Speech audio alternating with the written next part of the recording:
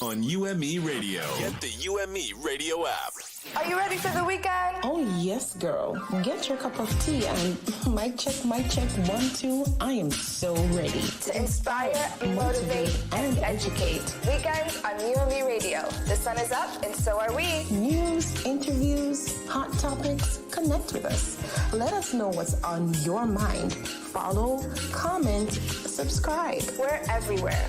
UME Radio app, iHeartRadio, Amazon Music, iTunes, TuneIn, and all other digital platforms. Email us info@umeradio.com. On WhatsApp, 201-503-6731. Subscribe to our YouTube channel and follow us on Instagram and Facebook, all at UME Radio.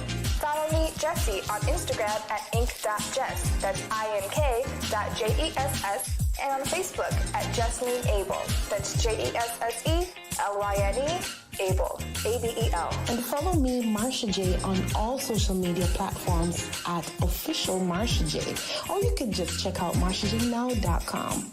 Weekends on UME Radio with Marsha J and Jessie. Amplifying the voice of positive influencers. UME Radio. Positive entertainment 24/7. Subscribe on YouTube and click the notification bell.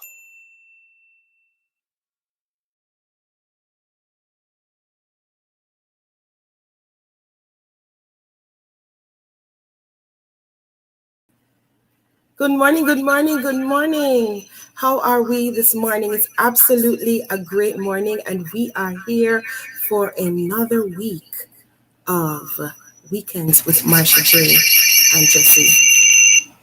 Right? So Jessie's going to be on in a bit. We want to thank you so much for joining us this morning. And of course, this is where we hear from newsmakers, entertainers, community leaders on current affairs and topical issues from New York, the Caribbean, and Africa, educating viewers on the richness of the Black culture. Yes, looking forward to a great show, definitely. And of course, we want to say a big thank you, right, to all our partners, our supporters, listeners, and viewers from all over the world. Definitely, you know that a lot is happening around the world, and we hope that wherever you are this morning, that you are feeling absolutely supported, that you are feeling safe. Of course, if you need advice or answers, we're here for you, right? So you can drop us a line, leave it in the comment section, or you can email us at info@umeradio.com.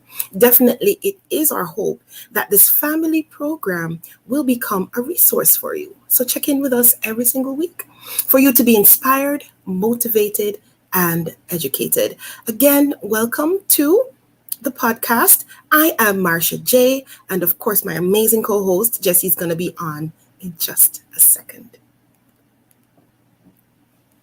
All right, so it's July 17th, 2021, and the time is now 8:05 in the morning. Thank you for your continued support. We go live this and every Saturday morning on YouTube and Facebook. And if you missed it, you can tune into UME Radio, UMEDB, New York to catch the repeat. We want to say hello to you and you who are watching.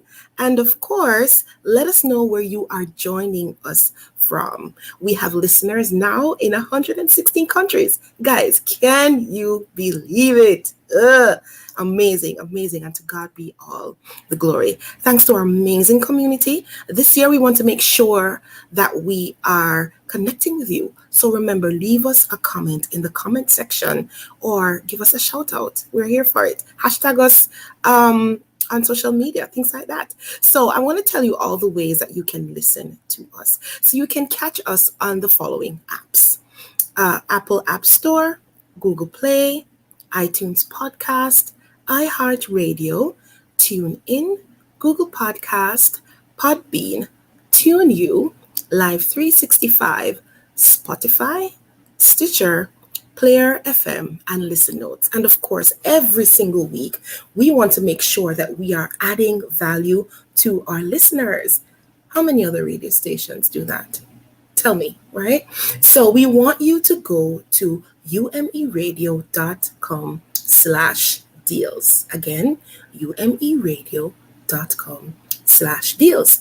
And so I want to tell you what's coming up in today's podcast. Of course, we always start off with the morning news, and we have news from New York, the Caribbean, and of course, Africa. Right? Then we have our news highlight and then clip of the day. But this morning, we have a story of the day for you. Stay tuned for that. We have our inspiration segment.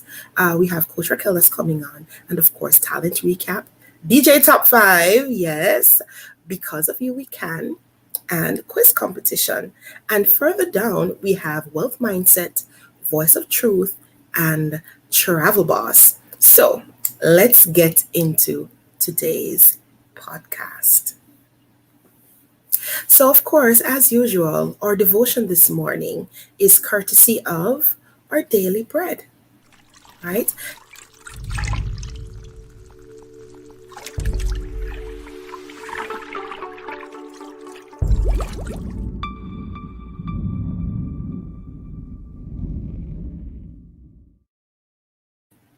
All right, so our topic for this morning is pride and prejudice, or rather, prejudice and forgiveness. Okay, so Acts 10 and verse 34 says, I now realize how true it is that God does not show favoritism. Listen to that again. I now realize how true it is that God does not show favoritism. So, today's scripture and insight. After hearing a message about correcting injustice, a church member approached the pastor weeping, asking for forgiveness and confessing that he hadn't voted in favor of calling the Black minister to be pastor of their church because of his own prejudice. I really need you to forgive me. I don't want the junk of prejudice and racism spilling over into my kids' lives. I didn't vote for you, and I was wrong. His tears and confession were met with tears and forgiveness of the minister. A week later, the entire church rejoiced upon hearing the man's testimony of how God had worked in his heart. Even Peter, a disciple of Jesus and a chief leader in the early church, had to be corrected because of his ill-conceived notions about non-Jewish people, eating and drinking with Gentiles who were considered unclean was a violation of social and religious protocol. Peter said, you are well aware that it is against our law for a Jew to associate with or visit a Gentile. And this is found in Acts 10:28. It took nothing less than the supernatural activity of God. Check out verses 19 to 23 to convince Peter that he should not call anyone impure or unclean. Through the preaching of scripture, the conviction of the Spirit, and life experiences, God continues to work on human hearts to correct our misguided perspectives about others. He helps us to see that God does not show favoritism. And the author of this devotion is Mr. Arthur Jackson. Wow. What a word this morning in such a time in 2021. Prejudice and forgiveness. How many times have we, or by our own prejudices, have said or thought something of someone that really should not have been? I would like us to take the time to really sit with that. Think about it, meditate on it. Ask yourself, why am I being this way? And if being this way is even adding value to my own life.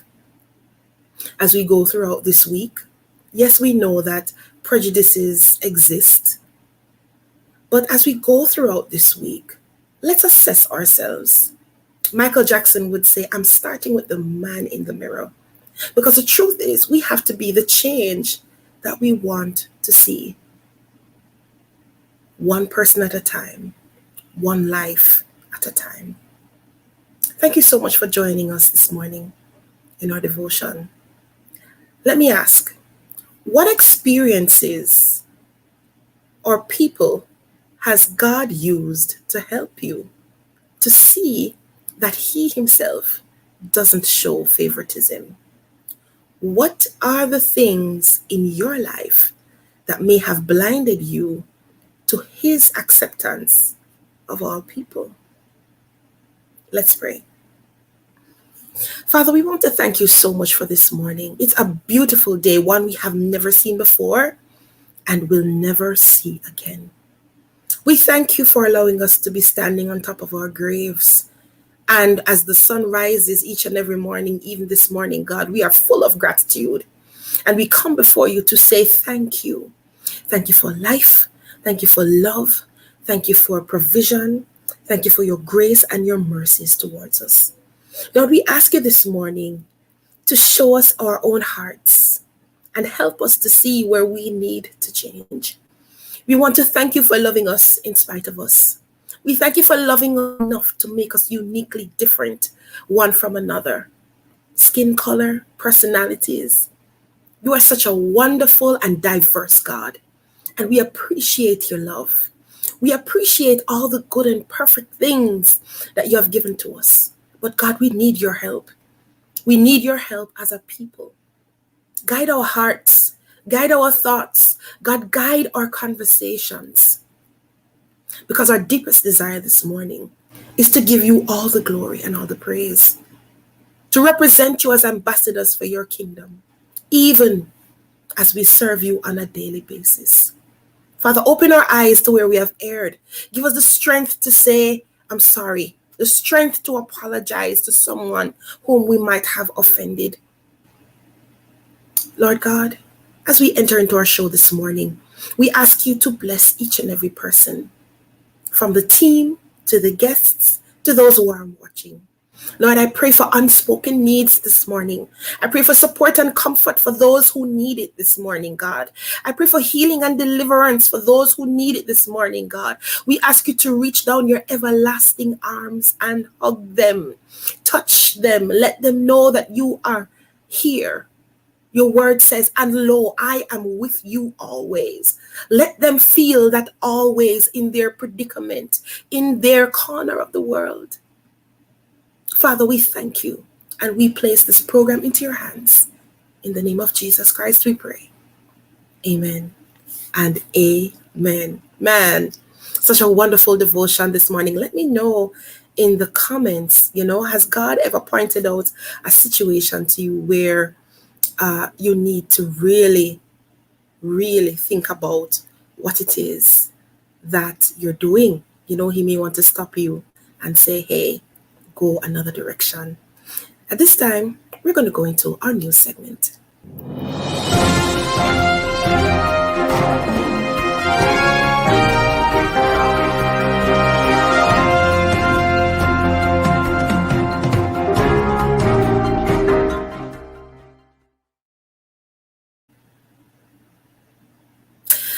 And of course, as usual, this morning, we start off with the front page of the New York Times. And our news this morning is courtesy of the nytimes.com. So these are the stories making the front page of the New York Times this morning.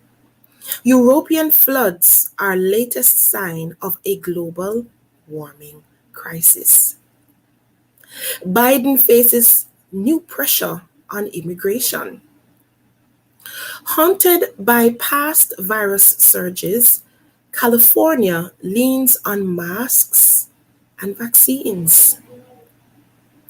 Rogue U.S. agency used racial profiling to investigate Commerce Department employees, reports say. Plans for free pre-K and community college could provide a ladder into the middle class. In Texas, top Two Republicans steer ship of state hard to the right. Also in the news this morning, Africa's COVID crisis deepens, but vaccines are still far off.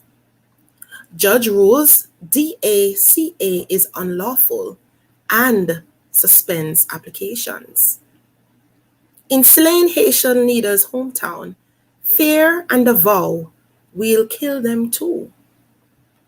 Pope Francis restricts use of Old Latin Mass in a blow of conservatives.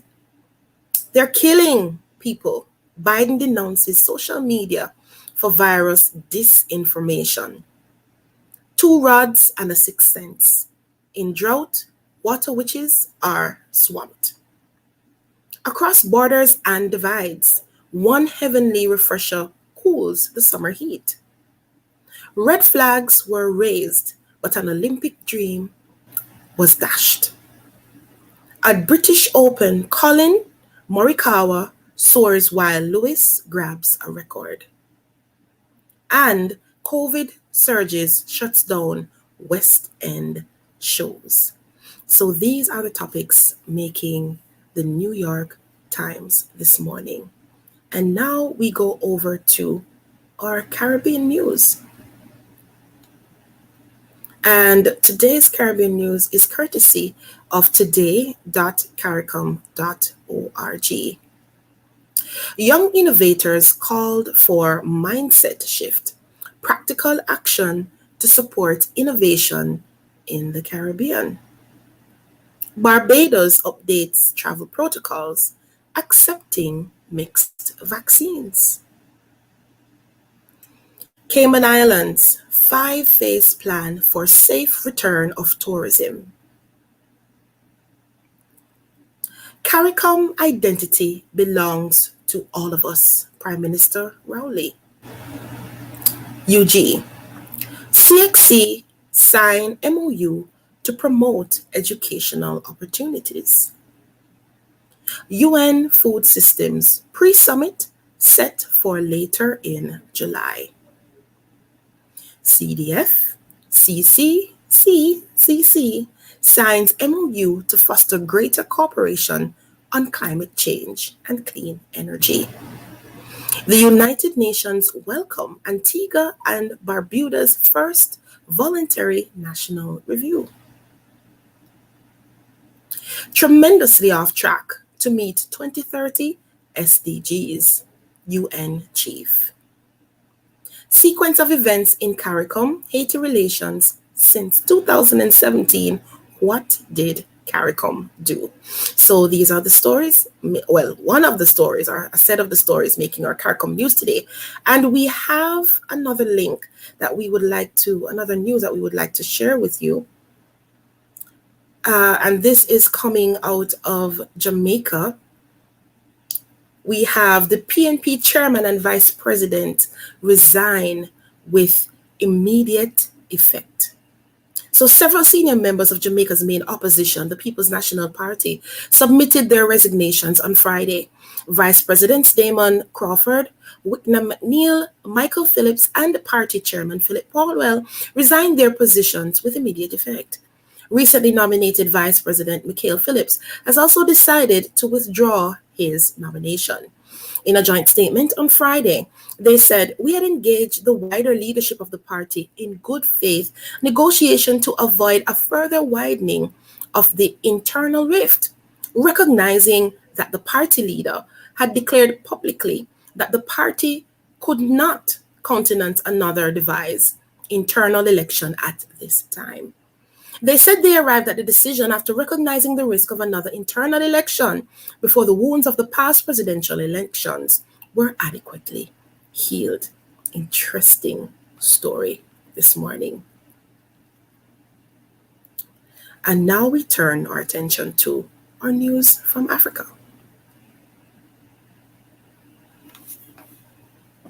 So our news from Africa this morning comes to us from africanews.com. Front page topics. In Ethiopia, we won't back down. Ethnic militants rush to Tigray border. With savings gone, Kenya's COVID patients turn to debt to pay for their care. In the Republic of Congo, the long march to freedom of expression in the Republic of Congo. In Egypt, other Egyptian Muslims fear spike in COVID-19 infections could hamper Hajj dream. On the Ivory Coast, African leaders seek $100 billion from World Bank to fund finance and economic recovery. Opposition. Benin opposition figure Joel Avio in court. DRC politics. Mixed feelings over draft law limiting president's eligibility. CEMAC seeks to add value to wood exports, and this is from Business Africa. African News exclusive. Bold action to reshape Africa-Europe relations. Podcast. What can we learn from the men seeking gold and friendship in South African mines? Building technologies that cater for Africans. In Kenya, in Kenyan slums, gangs supply power and extort businesses. They also have a news from Russia. International swimmers try to conquer Russia's vast lake, Baikal. Olympic Games, exploring the art form of breakdancing. And of course, refugee holds final preps in Qatar. African police and soldiers confiscate loot items. And then, of course, they have their picture of the day in Business Africa on the front page. We have, yes, we said that, CEMAC seeks to add value to wood experts. And so these are the news making our African news this morning on the front page. Remember, you can check in and you can definitely read up more about what is happening.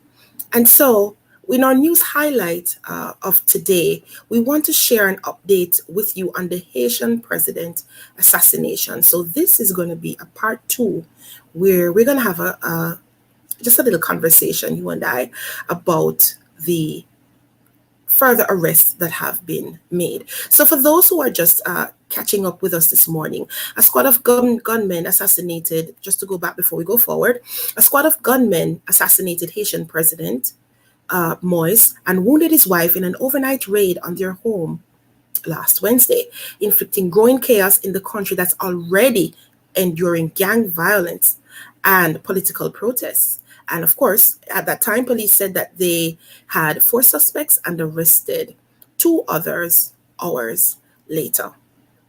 And so for this week, and we want to thank Yahoo News and CBS News for this update, right? More arrests and suspects being sought in shocking killing of Haitian president. Right? So yes, we had mentioned that 3 police officers held hostage by the suspect gunmen were freed late Wednesday, said Leon Charles, chief of Haiti's National Police.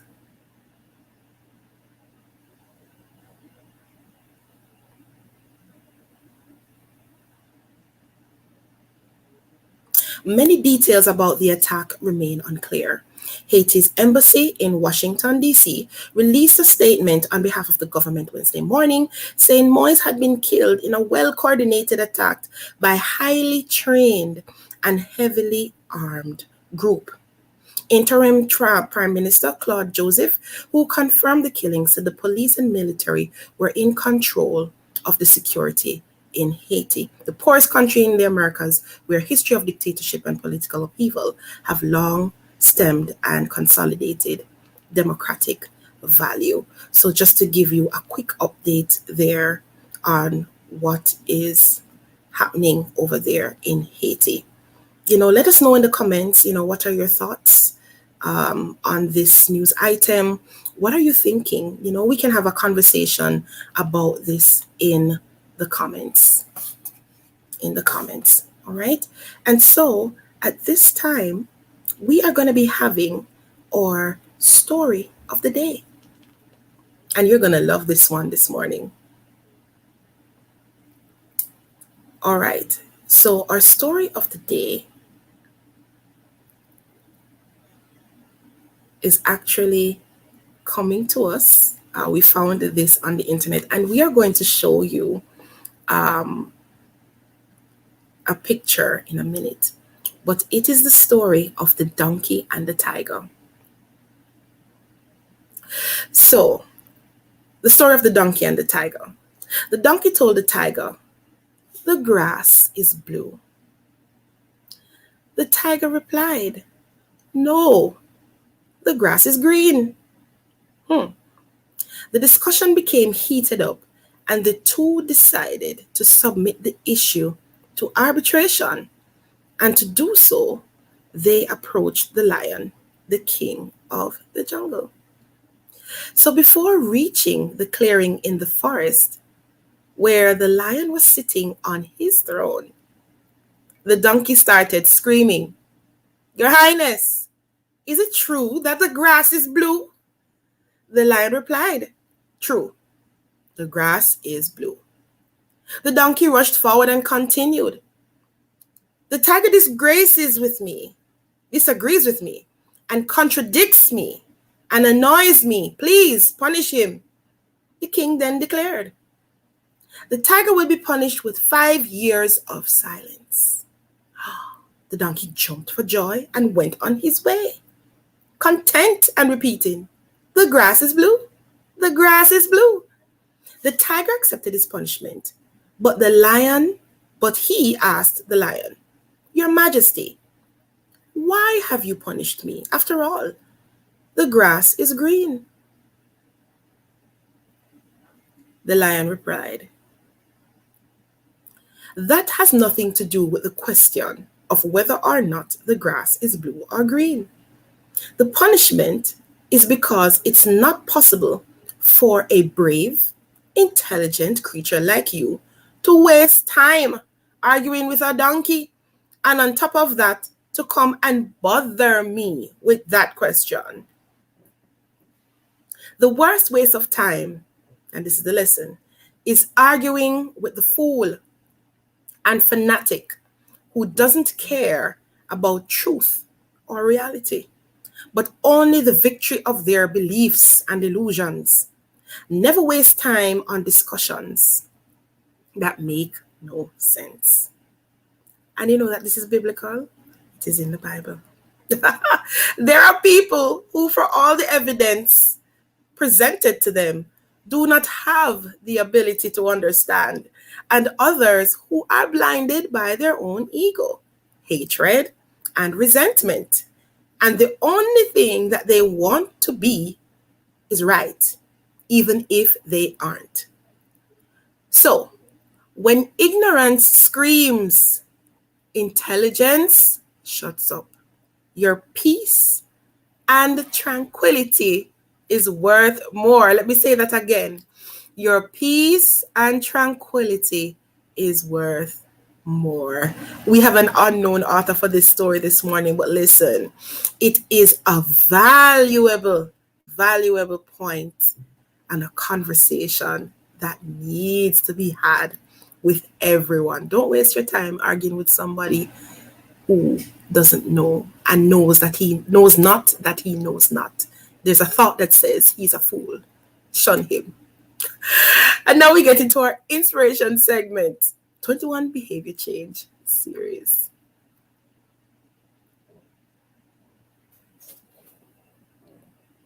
So today we have with us Coach Racquel, as usual, every single week, and it's a divine pleasure to have her.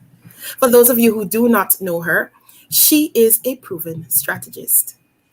Racquel is a beneficiary of the Cornell Bank of America Women's Entrepreneurship at Cornell University, where she completed certifications in entrepreneurship. She is a certified career coach, As a child, Coach Racquel endured the countless challenges of poverty firsthand, which ultimately shaped her into the compassionate, courageous individual that she is today. And in overcoming such hardships, she has become adept at helping others avoid these and other pitfalls of career and life to step into their best versions possible.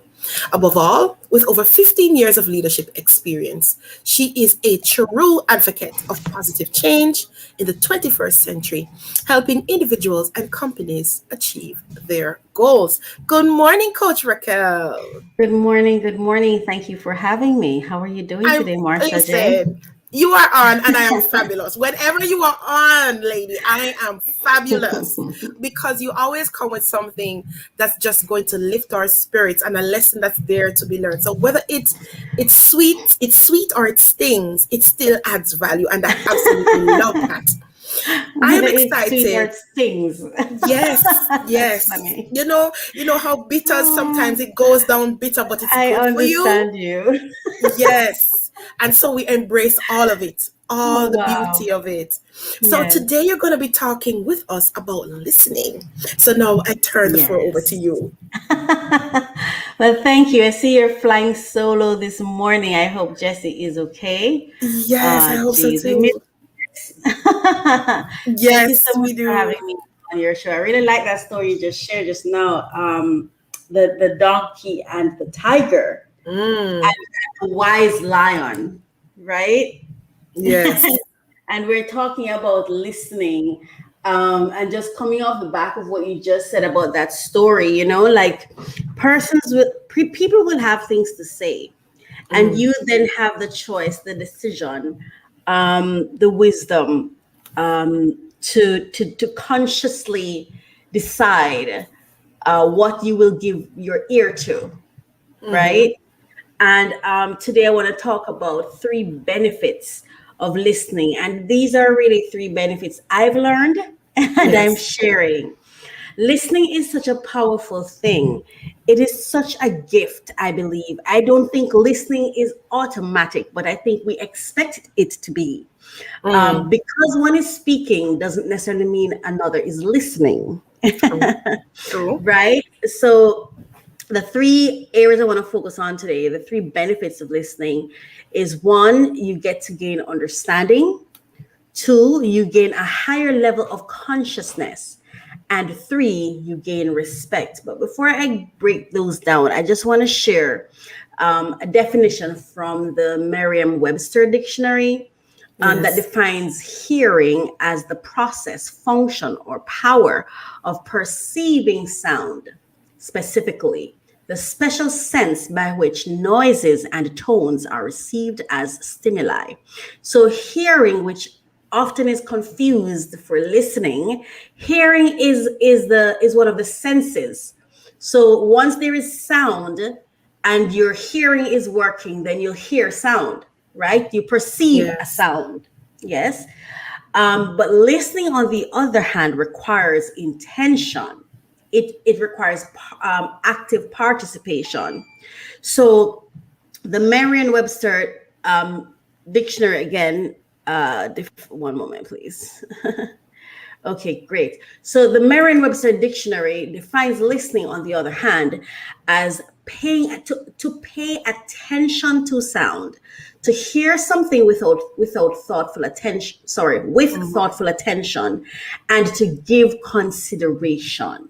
Right? To pay attention to sound, to hear something with thoughtful attention, and to give consideration. So when I talk about the benefits of listening, that's what I would like for you to bear in mind.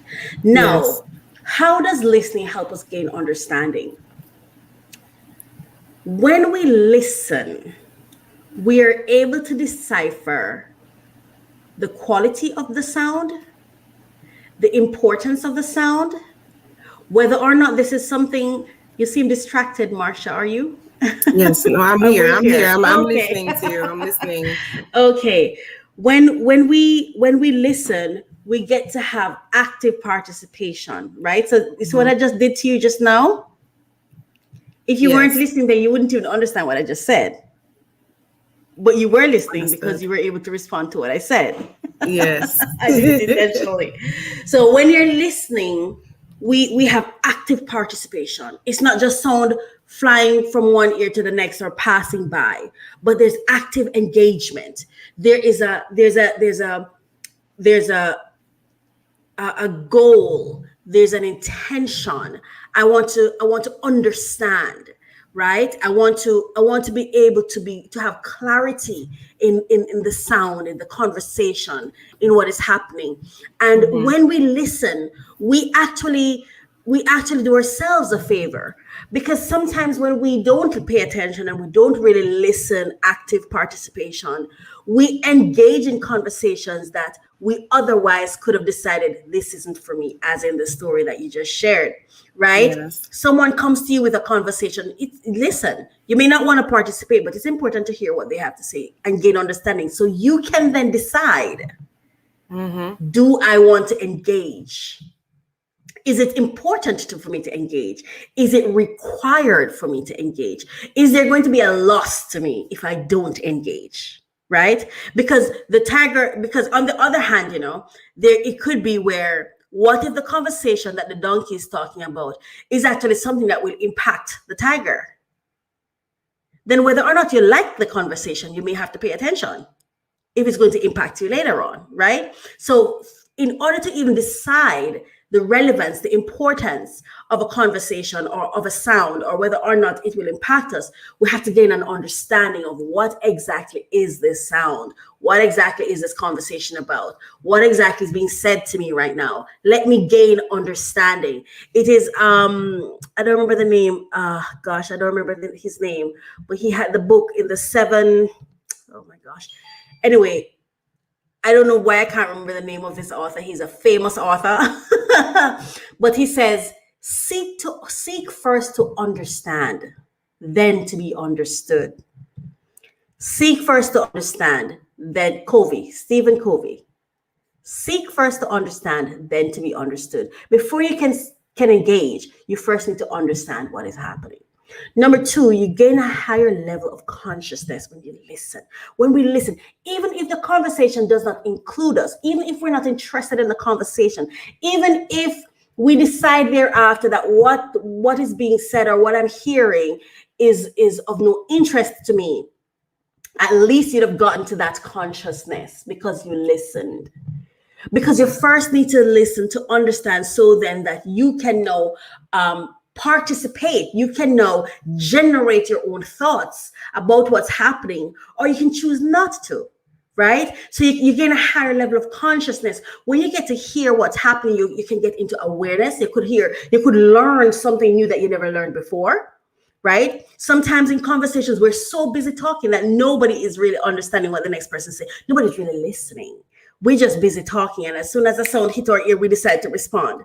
But where's the level of consciousness, right? Where is the level of awareness? And when I say consciousness, I'm talking about awareness, insight. I'm talking about intentional, right? When you process something and then you are able to generate a response.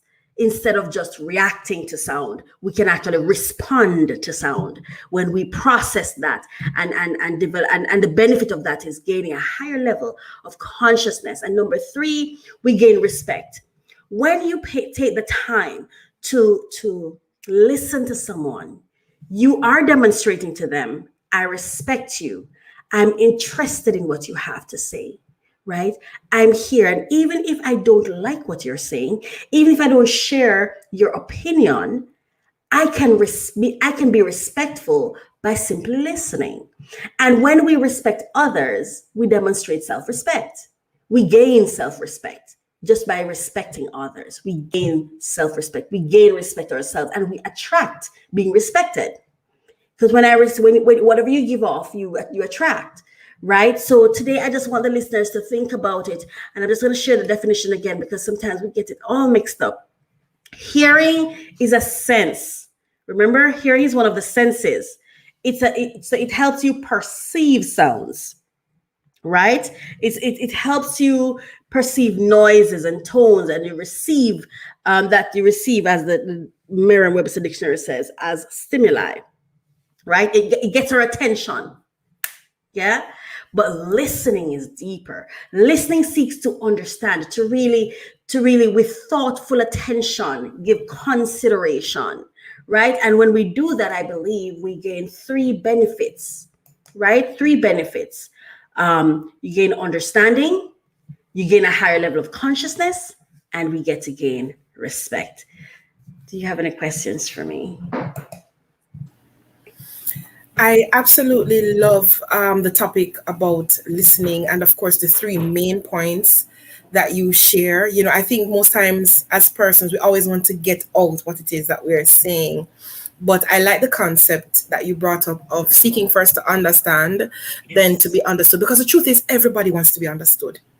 They want to be understood. But Absolutely. How is that going to happen if we're not listening? And if we're not giving the understanding we seek? True. We have to, whatever we seek, we have to give, because it's in giving it that we attract it back. That's a powerful statement. Yes. And I totally agree. And to our audience that's watching this morning, how much of a good listener are you? And of course, we know this is not our relationship show here on UME Radio, but listening is a very critical element in building relationships. Yeah. And oh yes, especially in relationships, because if you're not listening to your partner, if you're not listening to your sister, your brother, whoever, this is the thing, right? If we do not invest the time to actually understand each other, what are we doing? We're just having surface connections, right? In order to have deep connections, we actually need to give ear to the other person, because that's how we're going to understand what they have to say. And I think sometimes what we get caught in is someone says something and we pop off. We get ahead of ourselves and we're talking. But isn't the conversation more than the words? And especially given that words, I believe, can be so limiting. Words can be limiting. Sometimes, and the reason the words is limiting, I believe, is because it's not God-made. Language is man-made, right? So for example, if I speak English and I'm in China, whatever I say in English may not hit unless that other person understands English, right? But that doesn't mean we can't understand each other. If we take the time to really apply that level of consciousness in seeking to understand where the other person's coming from, as opposed to just running away with the words. And it happens to me too sometimes. I find that when I really stop and just say, okay, don't think right now, just listen to what the person's saying. Don't think, don't process it, don't try to add meanings to it, don't add any story to it. Just say, in this moment, I'm going to value you enough. You know what? Change that. I'm going to value me enough. I'm going to value my time enough that if I'm going to spend the time to around while you speak, then I may as well get something out of it. Some understanding of what you're saying. Some understanding of where you're at. Some understanding of what you're trying to convey to me, because I'm already investing the time. What is the point of me standing here or sitting here and waiting for you to go through your process, and all I'm doing is talking back and I'm not gaining anything? I'm not understanding you. I'm not able to even connect with you. What is the point? Listening is such a powerful tool. And I did an episode on Finding Happy under the topic, the powers in listening. Listening actually empowers. It gives you power when you listen, because when I get to understand you, then I can know what to do with you. See, the talker, I believe, the person who's constantly talking is the person who becomes vulnerable. But listening, there's power in silence. But the person who listens gains wisdom, gains understanding. And when I understand something, I know how to attack it if I want to. When I understand something, I know how to hurt it if I want to. When I understand something, I know how to use it if I want to. When I understand something, I know how to apply it if I want to. So listening is even, I believe, more important than even speaking. And I think it's a gift we give to each other when we actually take the time to listen in a conscious way, where we can actually apply thoughtful attention to really understand what's the other person saying, especially in relationships. If somebody matters to you, then don't you want to understand what they're saying? Because sometimes words, they say one thing and you can run away with your meaning. I can say, this makes me feel bad.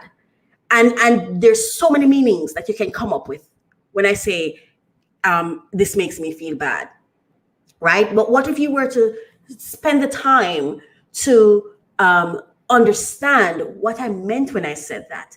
Then you can know, oh, even though there are 10 explanations, she means this one. We connect on this one. And one of the things that really helps listening is questions, asking questions. And I feel like we're in this community sometimes where we treat questions as such a bad thing. I know I get that, because I like to ask questions, because I really actually, for me, I feel as though if I spend my time on something, then there should be value, right? And so if you're saying something to me, I like to really listen to understand you. And so in my attempt to understand, I'll ask questions. When you say this is what I got. Is that what you meant? Things like that help you understand, right? So don't just, because someone say, oh my God, you're hurting my feelings. Don't just run off with that. When you say I hurt your feelings, exactly what do you mean? What exactly am I doing that is causing your feelings to be hurt? When your feelings hurt, what kind of pain are you experiencing? It's just being thoughtful, and it's useful too, because then you can be productive as opposed to everybody just making noise. May I interject, Coach? Yes. You know what I find too, that we are uncomfortable with silence. Yeah, and it's such a beautiful thing. I love silence. I have a comment. Hey, with that. Jess, good morning. Hey guys, morning. I'm back. I'm here. I have a comment with that, Marsha, and kind of 2 in 1, where I had a really good friend of mine who, he was really talkative, kind of thing, in our relationship. And I was more of a silent one when we're talking, and he's like, "Are you okay?" And I'm just like, "Yeah, I'm just listening to what you're saying before I rebut. I'm just going to be quiet." And he's like, one of the things that you taught me was to just sometimes just gotta shut up, to take everything in. And it's okay to be silent. It's wise to be silent. I'm very observant, but I have another comment in when it comes to listening, is it also like taking in the other person's body language, because you could be so attentive to the words that they're saying, where you also have to take in like tone and body language, and you're like, okay, this is how this person is feeling about X, Y, and Z. Right. Exactly. Because I hope I get the numbers correctly, but I think it's 55% of what someone receives from your communication is body language. And I think it's like 7% of what you say they hear. And like I always say, language is limited because it's man-made. So when someone says something, the wheel of self-awareness entails you sense, then you think or process, right? So hearing is a sense, right? So you have I sense, I think, I feel, I want, I do. I hope I'm not getting it wrong. I think those are the 5, right? Now, what happens sometimes is we sense and we skip every other thing to do. right? So I sense, I do. So the I think, I feel, I want gets lost in translation. And then when we sense then do, sometimes we ourselves end up feeling as though something's missing, or we're not being heard, or we're not being felt, or we're not being cared for or cared about. Or but when it's not necessarily that someone else is not listening, but we skipped all the way. We haven't yet processed what the person has to say. So there are so many things that comes between the sensing and the outcomes, right? Which is why it's very, very important that when we sense, we actually give thought to. And another trap that we run into is when we start thinking, right? Thinking is the process of adding meaning to interpretations, judgments, perceptions. And now that brings us into a whole other mix up, right? Because if you say dog and I say, and I'm going to automatically go to a four-legged animal, but that's not necessarily what you mean. There in some cultures, they refer to dog as a man who cheats. Yeah. Yes, right? So we're busy drawing to our own conclusions, forgetting that we're different people. And I think we take for granted that because we both speak English, we understand it the same. No, we don't. We have different levels of education. We have different culture that impact our understanding. We have different, because there's some words that when you hear it one place and you hear it another place, it means something completely different to different people. So we take for granted that, oh, this is English and we all talk English and we understand each other. So what's the problem? English is man-made. It's man-made. And if it's man-made, it's flawed. It's flawed. So we have to bear that in mind and remember that we too are flawed. We're always getting to our own conclusions. So that's why it's important. And when listening, silence is such a beautiful place to be. It really is, right? And questions are keys to deeper understanding, which is good. It's okay to ask before responding to someone.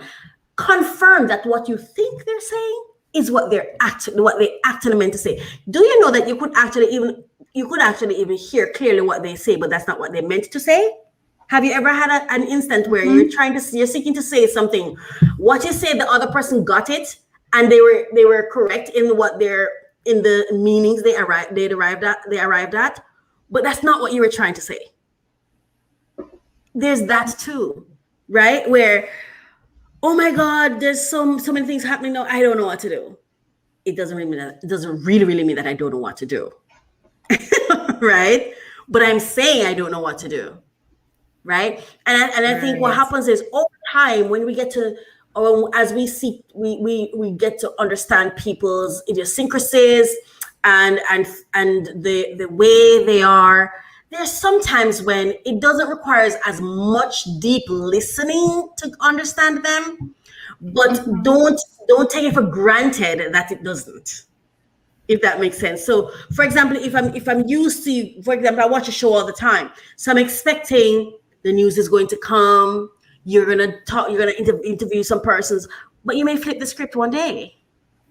So every new day is new. So yes, you may know someone. You may know that they speak loudly all the time, but it doesn't mean because they're speaking loudly today. It's because that it was the same reason they spoke loudly yesterday. So in listening, don't take for granted that I know you and I know when you say this is what you mean. People say that to me oftentimes, and I'm like, no, that's not what I meant today. Maybe 10 times in the past I meant that. That's not necessarily what I meant today.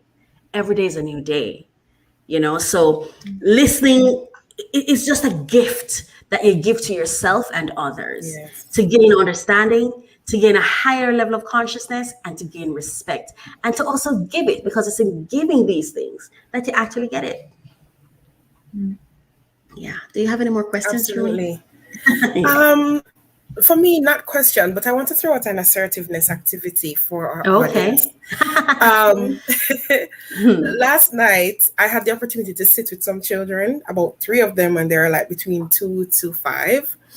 And they have so many things to say. So the activity is, in order to practice listening, find a child if you can, and just sit in their presence while they have a conversation with you.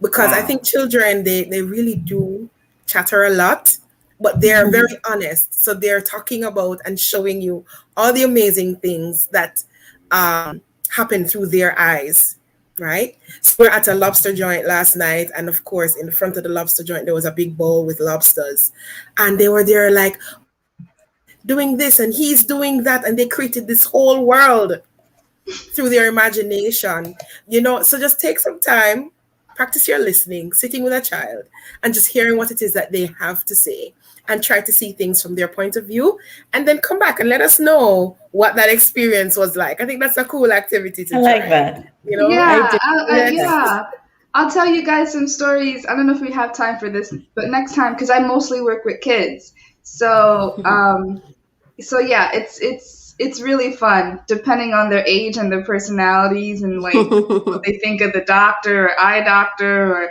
what's going on with them. Half the time they could be making up stories, and half that you just know when they're like telling the truth and stuff. But yeah, they're really fun. Wow. That's lovely. They are. Awesome. Yes, they are. Awesome segment this morning. Thank you so much, Coach Racquel, for being with us on air. It's always a delight, Jessie, to have her every single week. We never get tired of the information, never get tired of, just learning and learning, and of course, we want you to support Coach Racquel by going over to her website, www.mycoachministry.com. Again, that's www.mycoachministry.com. And so this was our 21 behavior change for this week. And now we turn our attention to our spotlight for this morning. This morning we want to spotlight essentially Kimberly.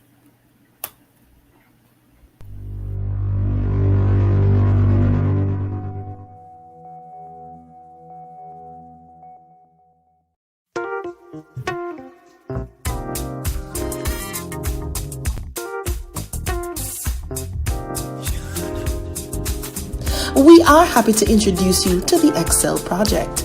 Are you between the ages of 16 to 24 years old, an ex-convict, or a senior citizen living in Mount Vernon? If your answer is yes, this program is for you. The mission of the Excel Project is to enrich the lives of young men and women by providing basic life-building skills and vocational training that will ultimately accelerate your entry into the workforce. Visit theexcelproject.com today and sign up to learn more.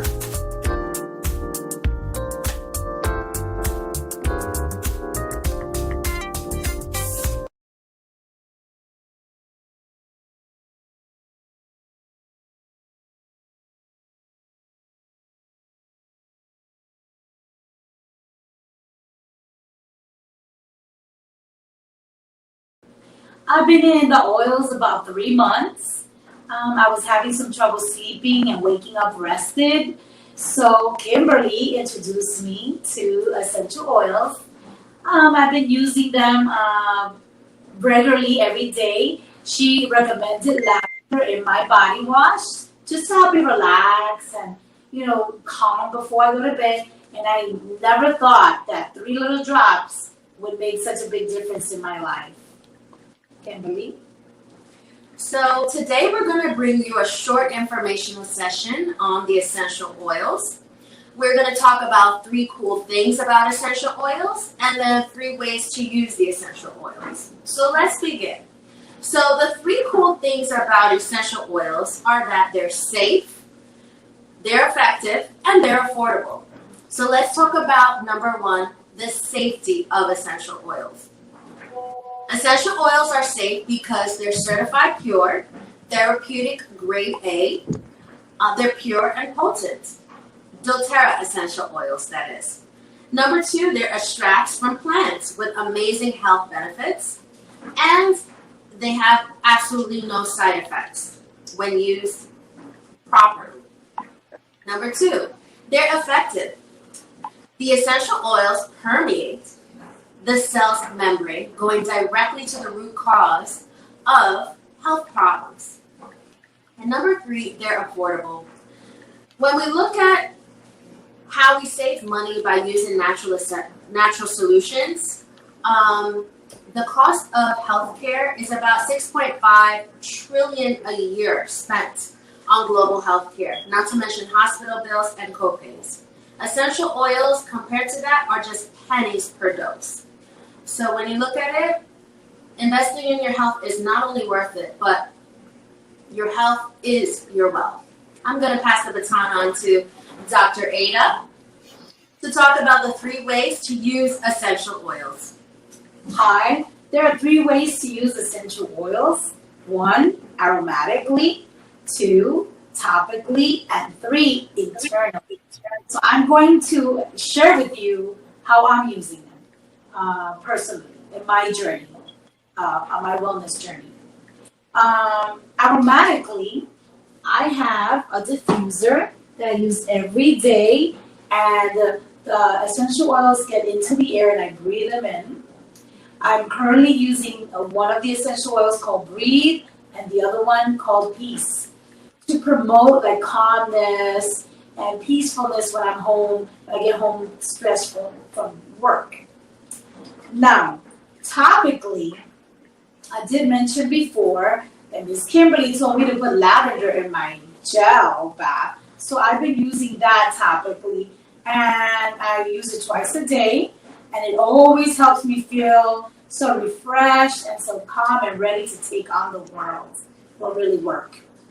The 3rd way is internally, and I use that 2 different ways. I carry a water bottle, and I put in 3 drops of lemon essential oil into the water bottle, and I sip that throughout the day. Because one of the things that was bothering me when I first discovered is I used to eat and get like a little digestion problem where I didn't always feel like what I ate was feeling good to me. But the water and the lemon has helped me a lot. The second way that I take it internally is I take these vitamins. Comes in a pack for every day, and it's the Lifelong Vitality package. And these have 3 pills that I take twice a day. And the first pill is a multivitamin. And everybody knows that when you don't get good quality food or you don't eat enough during the day, you still need to get your vitamins. So this is a multivitamin that has essential oils in the vitamin. The second one is the omegas. So everybody knows that omega oils are good for the body to make hormones and for the brain. The brain needs certain oils. So this one has 3, 6, and 9 omega oils to help your brain in memory and all the other functions that it needs to do on a daily basis. Now the 3rd pill is CRS, which is cellular regeneration system. So you know that your whole body is made out of cells. And sometimes when we get sick, it's because we suffer from cell damage or the cells are full of toxins. So the pill helps in 2 ways. It helps with cellular damage. So if you have any cells in your body, I mean, we don't know that, but it keeps them working. And the second way is to rejuvenate and help them not only function, but function properly. So you feel better and all the functions of your heart and all the other organs is on target. Thank you. Kimberly? Awesome, Miss Ada. Thank you for sharing that. So once again, the ways to use our essential oils are aromatic, topical, and internal.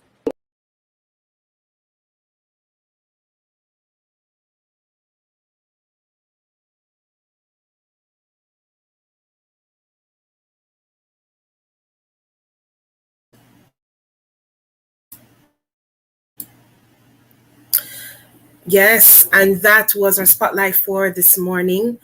from Essentially Kimberly, and you can reach out to Kimberly and more about her essential oils via the excelproject.com/essentially Kimberly. Awesome segment, Jessie. Awesome segment. And now we get into one of our favorites this morning, our talent up. And guess who we have as our guest this morning? None other than the beautiful lady that's beside me on the screen, Lady Jessie. How are you? Yes. So for those of you who do not know, Jessie is multifaceted. She's not just in the sciences, but she is also a very good poet. Jessie, thank you so much for being inside Talent Recap this morning to share your beautiful gift with the world. How are you feeling? You're so welcome, guys. I'm good. Little nervous, but I'm good. Awesome. So we're here to talk about your book, Laced in Love. So tell us about that book. As a matter of fact, before we end it this morning, you're going to have to share one of your poems with us, of course. Okay. Share something with us that you've never shared before. But let's talk about the genesis of Laced in Love. What does Laced in Love mean? So it was way before the pandemic happened, and I was just observing what was going on in the world and everything like that.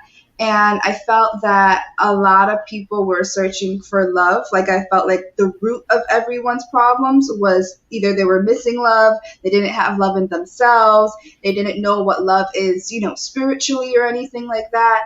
And they didn't have love in like a partner. So I'm like, you know what, at the end of the day, everyone just wants love and find it in their own way. So I broke it all down into 4 sections. And I broke it down into love of yourself, love of a partner, love of life, because we do have to appreciate just being on this awesome planet, and then love of the spirit, in terms of however you take that spiritually. I take it Holy Spirit, but however you guys take it, those poems go with that. And I felt laced in it is because we're all laced in this, area like Earth we call life, right? And we're all in this big web. So yeah, laced in love. Wow, powerful. That's absolutely powerful. What has the response been like to the book? Because I was scanning through your Instagram, I think it was this week, and I saw where you just had like snippets and so on of your poetry, different poems that you've done, and I saw the postings. But let us know what's been happening in the comments for you on social media. Yeah, it's been actually really, really great. People have really loved it. I have a friend of mine, not now, she's kind of like a friend, but a follower that was with me from the beginning, and she actually made a review on Amazon, and it was just so overwhelming to see that someone said this. And I pulled it up on my laptop, so I'm just reading it off there. And she said, "A wonderful journey through every facet of love. Jocelyn Abel writes with such powerful conviction, yet there is also a delicate youthfulness to her verse, a very insightful read into the mind of a strong Black American woman, an important testament in our time." So awesome. A whole 5 stars, Jessie. Yeah. Oh, it's right up there. Yeah. That really warmed my heart when I saw that. Yes, that's awesome. And I realized that you have a huge following. I think you have like about 2,000 something followers. I think that's amazing. Growing. Thank you. So congratulations on that. A lot of persons may have thought that the art of poetry is something that is not very useful in today's society. What are your thoughts on that? I actually think it's very useful. I understand the way that poetry is looked at now. It's very micro, it's not very Shakespearean, and that kind of things. But I absolutely believe that I think it's growing, actually. I think a lot of people are using words and finding words to even like convey emotions that they may not be able to share with their partner, but another person has written it for them in such a beautiful way. And it really makes people think and could be very introspective. So I think it's really growing. I think a lot of people like it, especially on social media. You know, could be like a little quote for the day or get their day started and that kind of thing. So yeah. Yes, I have to say that I agree definitely with S. Ford Crush, who sent in their review of the book. Guys, you definitely need to get this book. And I've also heard you live, Jesse, on a few occasions, a few events. For example, with Apostle Walters and Lady Lauren Carter, who was running for Democrat. You know, those are some very big platforms. How does it feel to be sharing platforms with persons like those? Girl, let me tell you, when I was on, I'll tell you about Apostles. I don't think we get to did that one yet. But when I was on Apostle and, you know, she asked me to write a poem about faith. And I'm just like, okay. I have a poem already, but I needed to like extend it, you know? And I just prayed because nothing, Marsha, when I tell you nothing was coming to my head, nothing at all was coming to my head. So I'm just like thinking and I'm like imaging. And then all of a sudden I imagine Peter on the water and him, you know, trusting God to walk on the water. And God's just like, you know, reach out to me. I'm here. And that image came, and I remember writing a line with something about like staying on the storm or something to that effect. Guys, when I write within like 10, 15 minutes and I'm like, okay, I got it. And then it like leaves. So, but it was such a blessing to do that, especially for her occasion. And it made me realize that writing is a power, you know, and, you know, there were poets in the Bible. I just remember that, you know, they wrote the Bible. They're there, you know, Songs of Solomon and everything like that. And I'm just like, there's purpose in this, you know? True. And I feel like I touched a lot of people that day, which was really nice, and reminded them what faith was. Yeah. Awesome. So tell us about your experience with Lady Lauren Carter, writing for her event. Yeah, so for her event, that was for Memorial Day. I was very excited.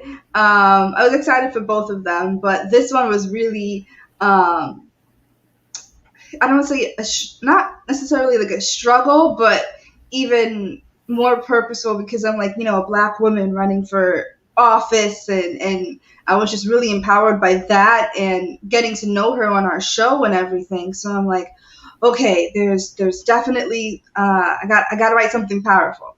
And it was during Memorial Day, so I had to take in consideration the holiday of what it stood for, of remembrance, and also the person that I am performing for or giving honor to on this day. So it was a very like juxtaposition kind of thing because we're also honoring our fellow soldiers that have fallen and ones that are still here.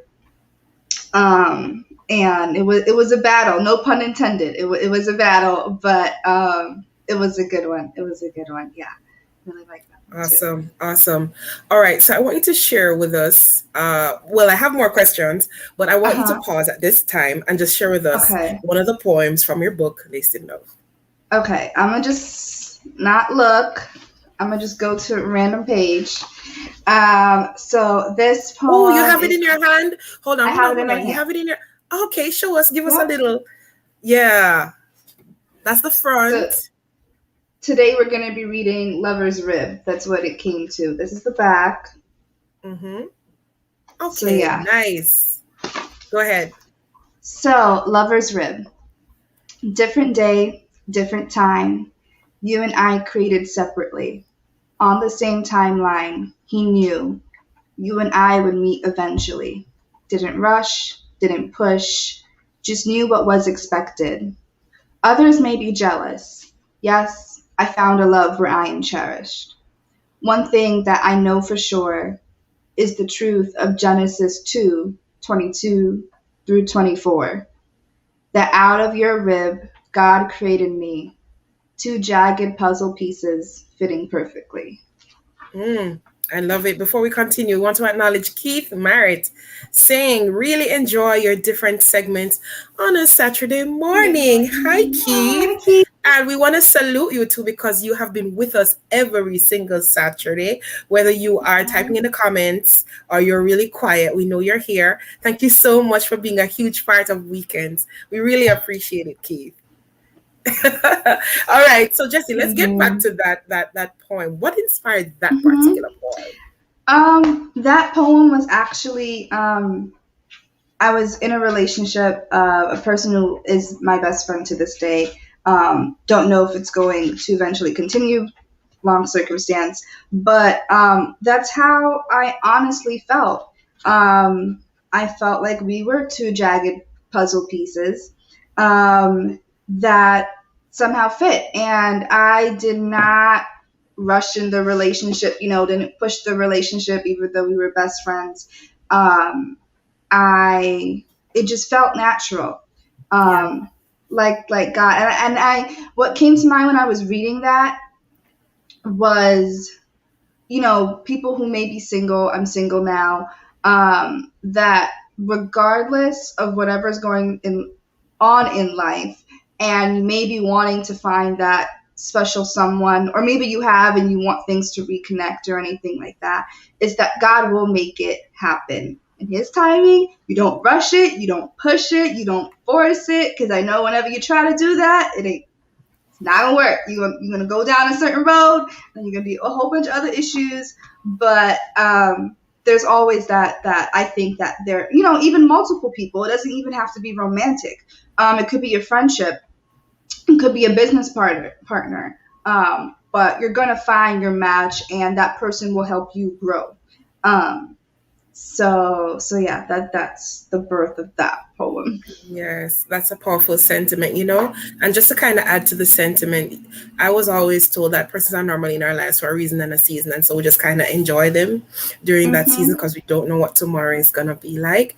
And with that being said, share with us this was about relationships on a whole generally. Share with us another poem from another section of the book. Sure. Okay. And so if you're just joining us this morning, you're inside Weekends with Marsha J and Jessie. My name is Marsha J, and we are interviewing the lovely Jessie about her poetry book, Laced in Love. It's been a fantastic morning, and we're so happy that you have been sticking and staying with us. Before Jessie definitely gets into her book, you can find out more about Jessie's book in just a moment. Let us know in the comments. Here's a quick poll. I want to take a quick poll. Are you into poetry? Type in the comments, yes or no. This is for our viewers. Are you into poetry?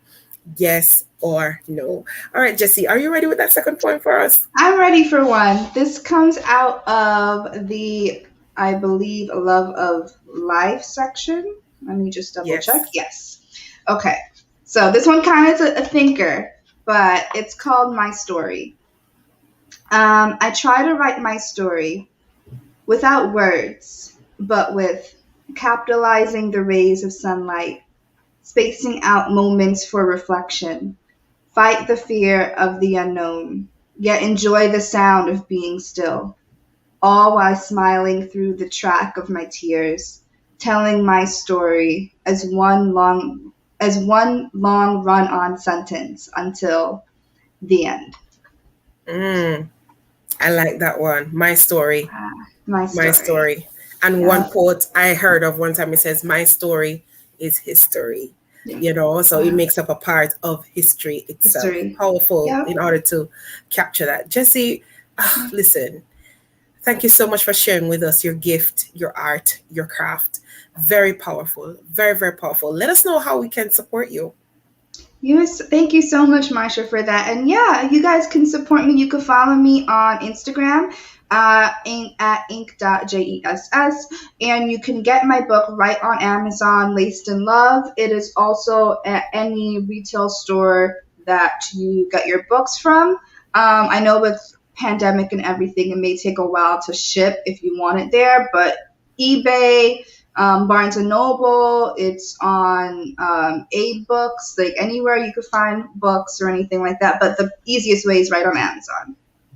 Awesome. We took a quick poll just before you did your second poetry, and I asked our viewers to let us know in the comments if they're into poetry. And we have MIM Masterclass, or Mindfulness in Ministry Masterclass, that says, I'm all into poetry.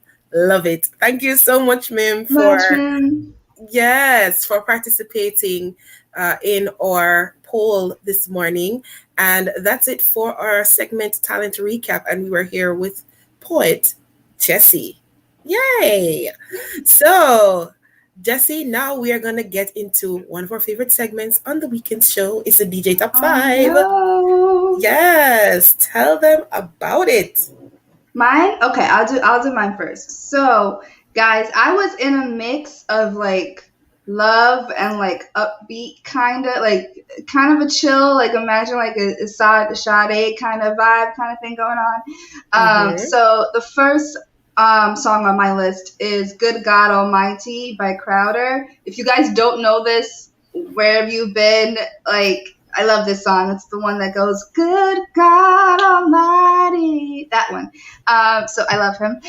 Then it's Precious by Mark Barlow, which is a beautiful, beautiful love song to God, but it's written in such a way that it's just a beautiful love song that you could share to your partner, to your friend. It's just absolutely beautiful.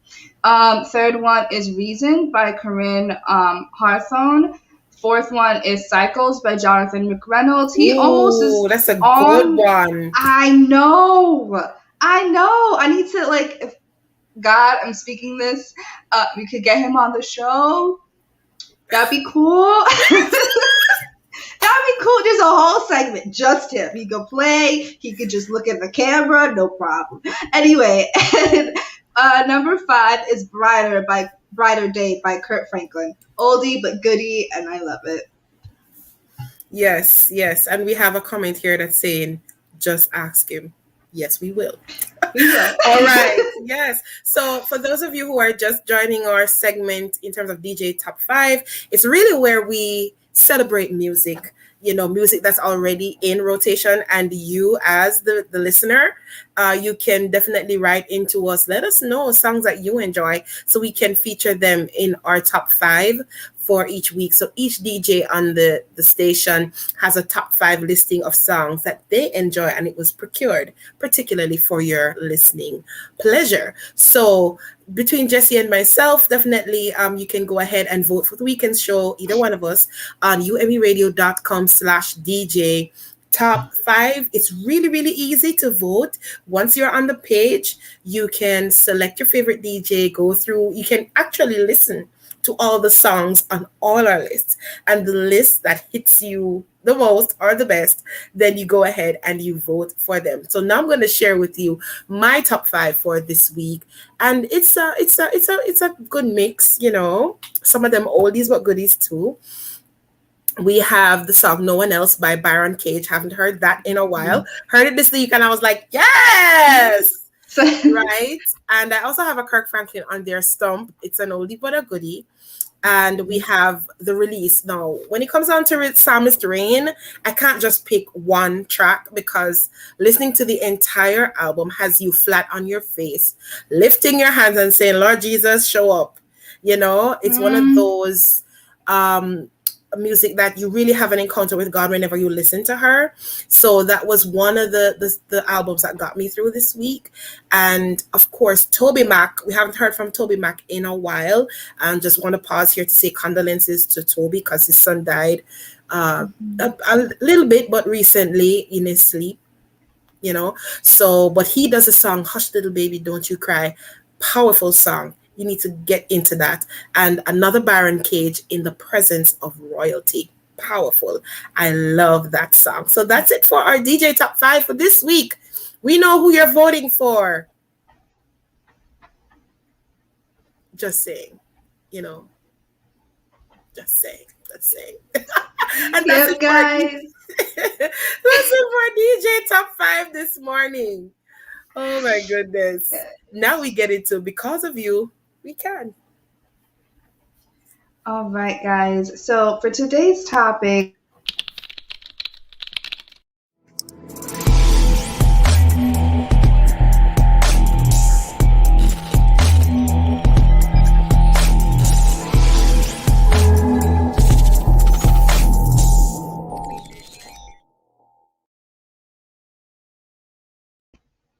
All right, guys. So for today's topic, and because of you, we can. I want to highlight a ABC News article that I found, featuring, and the title is "Black Community Has New Option for Healthcare: The Church."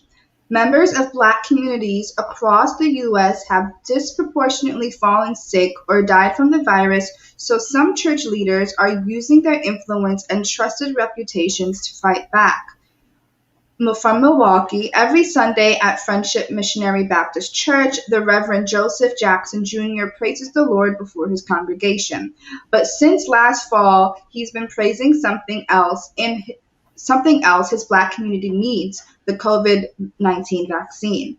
We want to continue to encourage our people to get out, get your shots. I got both of mine, Jackson said to applause at the church in Milwaukee on a recent Sunday. Now, members of Black communities across the U.S. have disproportionately fallen sick or died from the virus, so some church leaders are using their influence and trusted reputations to fight back by preaching from the pulpit, phoning people to encourage vaccinations, and hosting testing clinics and vaccination events in church buildings. Some want to extend their efforts beyond the fight against C-19 and give their flocks a place to seek health care for other ailments at a place they trust: the church. And someone says, Deborah Fraser says, "We can't go back to normal because we died in our normal. We have health disparities that were so serious that one pandemic virtually wiped us out more than anyone else. We can't allow for that to happen again." Choose Healthy Life, a national initiative involving Black clergy, United Way of New York City, and others, have been awarded $9.9 million U.S.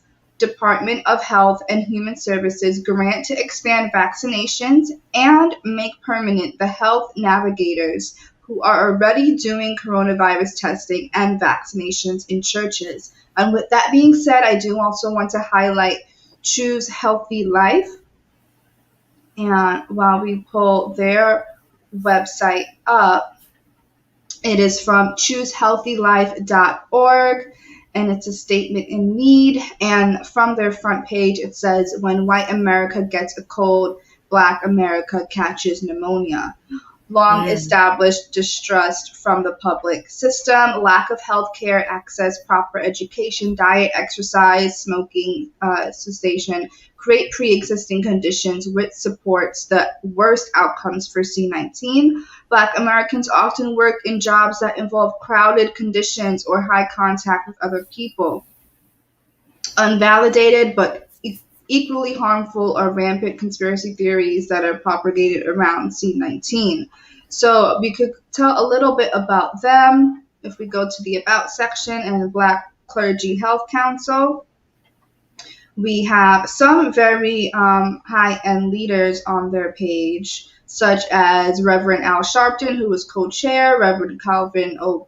Butts, the third, who is also co-chair, and we have fellow other reverends, and they state that a critical part of Choose Healthy Life Action Plan is the establishment of the National Black Clergy Health Leadership Council, or NBCHLC, which serves as the driving force among leading Black clergy across the country to engage in community outreach to address health disparities in the Black community. And as we go down, some of their missions and support and goals that they want to do is reach awareness, conduct community outreach, and advocate for support.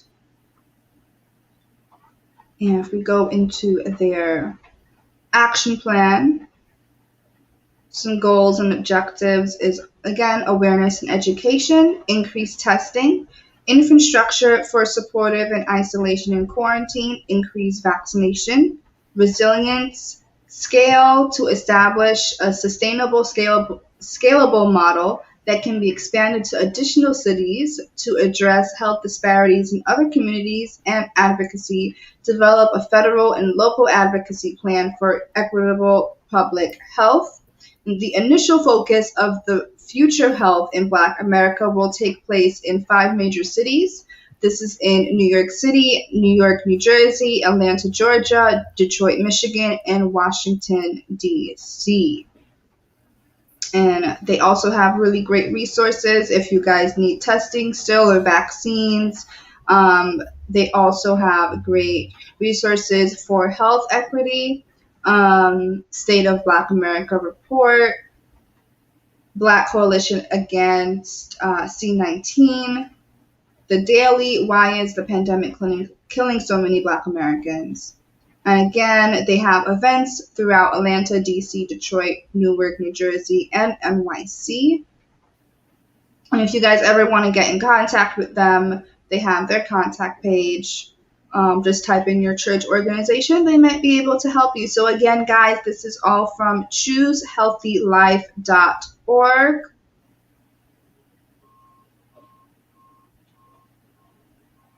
A sustainable, scalable, transferable approach centered around the Black church. And Marsha, what do you think about this? I think that this the church is participating in the vaccination. You know, at the end of the day, I think all of us want our congregants to be safe. Of course, we know that taking the vaccine is recommended. It is not mandated at this point. So persons have a choice. But I would also suggest, or like to suggest to our viewers, that you do your due diligence in terms of research and things like that. Definitely commending the churches for making room for persons who would like to do same in terms of taking the vaccine, and the clergy, of course, coming together to say, hey, you know, we also want a better community, because we, whether or not we would like to acknowledge it, it is in my opinion that the church does have a voice, a very large voice in the community, because that's one of the goals, which is to impact community based on St. Matthew 28 and things like that. So I commend the churches. Because of you, we can, you know, definitely. So kudos. I do too. And I think that outside of the vaccine kind of thing, it would be great for churches to, you know, even have little stations, I don't know, once a week, you know, for people to get the healthcare, even if it's basic healthcare that they need, you know, and then send them to specialists. Because some people, you know, might not be able to afford, you know, every doctor visit, but at least a general wellness to then say, okay, you need to get this under control, you know? And we have Mim Masterclass that had a comment that says, I would love to see the church do this around wealth creation. Yeah, that's powerful. And that is absolutely true. And she continues to say, or Mim continues to say, I just think that empowered people are able to self-care. So addressing poverty will empower people to manage health. Absolutely agree with that statement. Well, Jessie, that's it for weekends. Thank you so much for joining us this morning. We were just doing Because of You Weekend, but this is the end of weekends. Thank you so much for joining us. Remember to join us this and every Saturday, same time, same place, right here on this station. And now we go into our wealth mindset.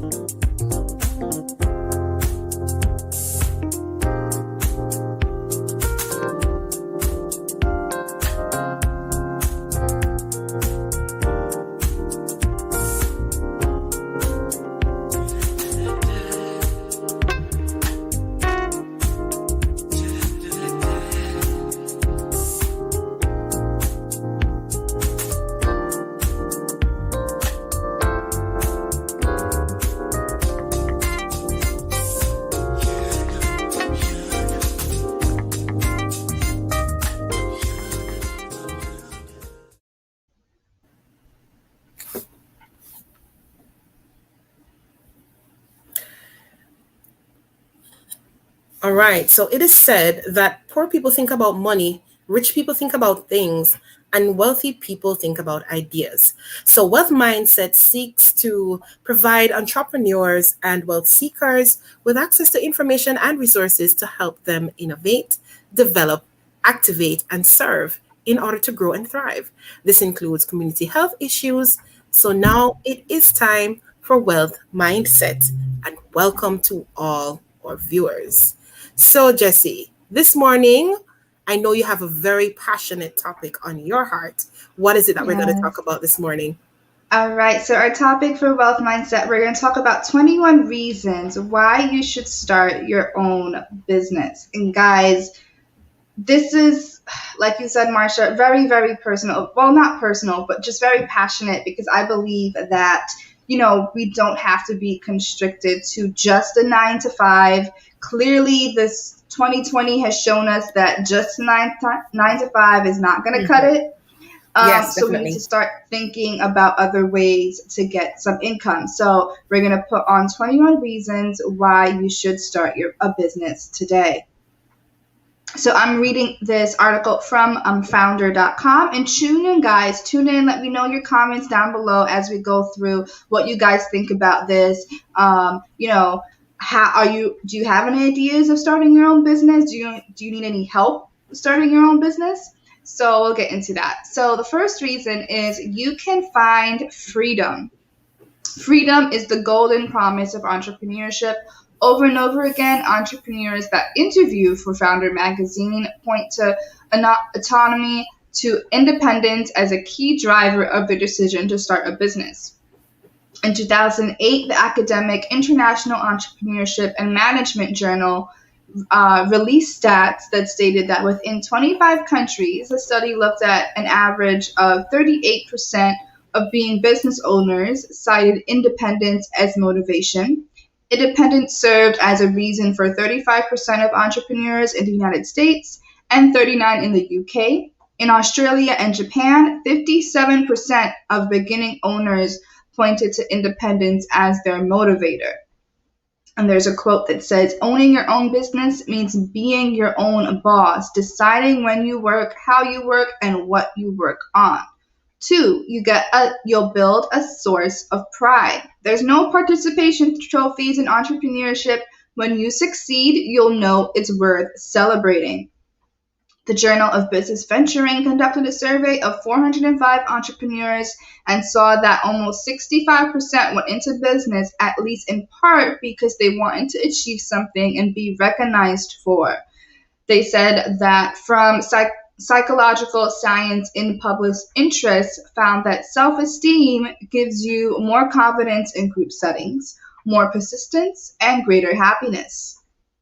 You can do things better.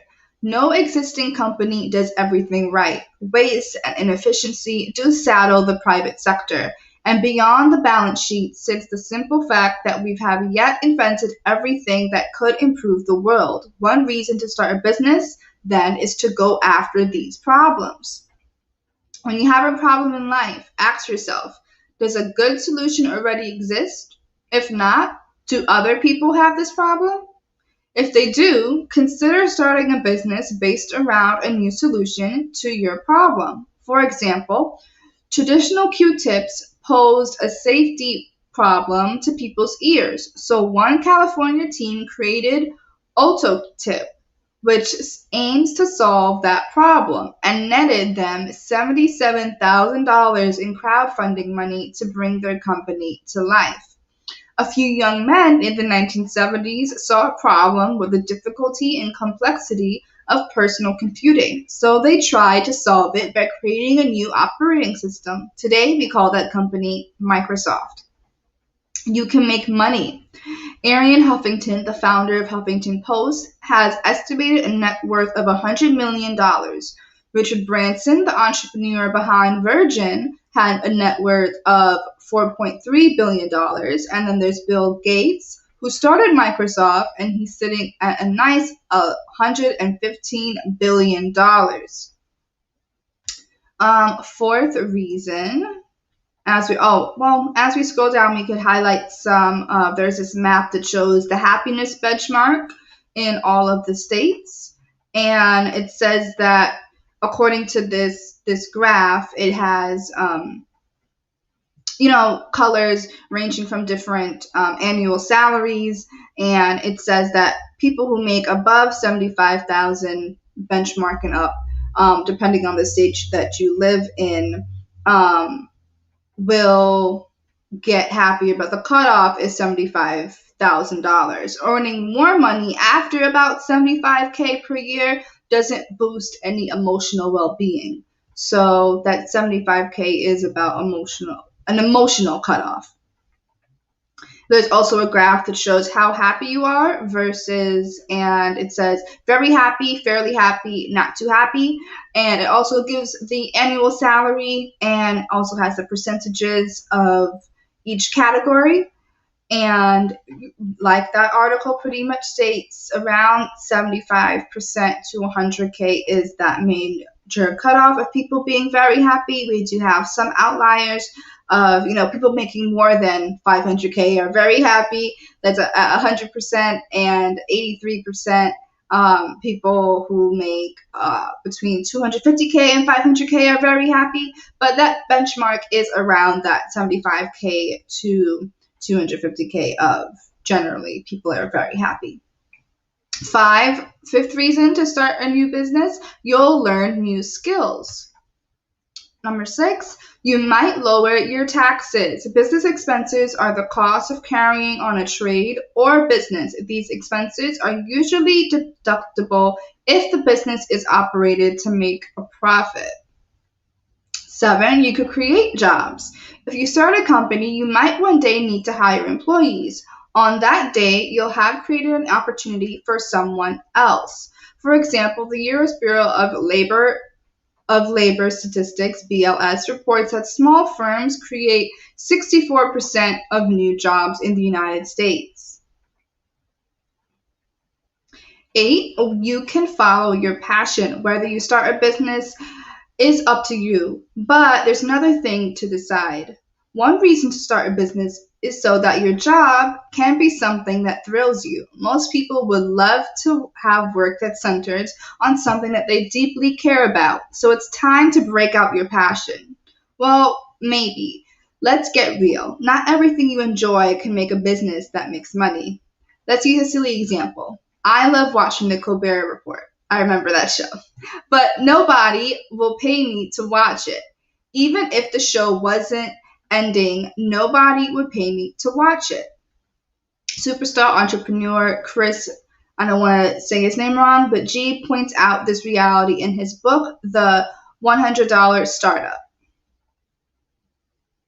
You can live with excitement, freedom, money, skills, pride, passion, and uncertainty all blur together to spawn excitement. Starting a business can get you pumped. You can leverage the internet. There's likely been no better time to be an entrepreneur. You can reach global markets, use technology to have smaller and smarter back office operations, all the while continue to be nimble and create innovative products and services. You can escape the rat race. Have you had enough time in that 9 to 5, the pointless rounds of meetings and wondering if this is all what life's really about? It's really not it. And from this article says that the rat race by definition is an employment situation marked by tedious work and high stress. After going through the rat race for a decade and getting no respect from his coworkers, he felt it was time for a change in scenery. So that's an example of what a rat race is. And there's a stat that says the push factor is real. A whopping 40% of Australians are unhappy with their job. UK workers are more dissatisfied than workers in other European countries. Job satisfaction stands no, lays wounded, and its lowest level in 2 decades. 12, you have meaning and purpose. 13, you can innovate. Number 14, you might be able to bootstrap. And the definition of bootstrapping is a situation in which an entrepreneur starts a company with little capital. An individual is said to be bootstrapping when he or she attempts to found and built a company from personal finances or from operating revenues of the new company. Number 15, you can get money for causes you care about. As in, you could donate to charity. 16, you can consider social entrepreneurship. Social entrepreneurs aim to disrupt industries and revolutionize processes, just like any business entrepreneur, but they also more directly look away from market value and toward social value. The social part means the social entrepreneurs primarily improve society rather than profit, much like charity. Social entrepreneurship is a term that means different things to different people, but I like to take a broad view of it. The kind of businesses and organizations the social entrepreneurs form, according to the Global Entrepreneurship Monitor, range from purely social efforts to ventures that mix social and commercial motives to simultaneously run social and commercial organizations that have complementing goals. Number 17, you can crowdfund. 18, you'll experience new things. 19, you can face the challenge. I don't want to make starting a business sound too easy because it isn't, but you have to do your homework, make sure you research every aspect of your prospective investment. Also, be ready to put in major effort. You need to make sure you have the will it takes to get the job done correctly and efficiently. And if that means working a 12-hour day to get something done, there's no way around it. There's a study that says that 43% of entrepreneurs cited long hours as a challenge starting their business. The top 3 things that they said to do: fully research the business idea first, have passion or commitment, plan properly. 20, you won't know if you don't try. Scared of failing? Everyone is. You can't control all those variables, but if you do your best where you do have control, everything else is more likely to work out. The only way to guarantee failure is to do nothing. And the last tip is you can make your own reasons and your own decisions. All right, guys, so those are the tips, 21 tips for starting your own business. Let me know what you guys think about that in the comments down below. As you know, Marsha, you have a business, right?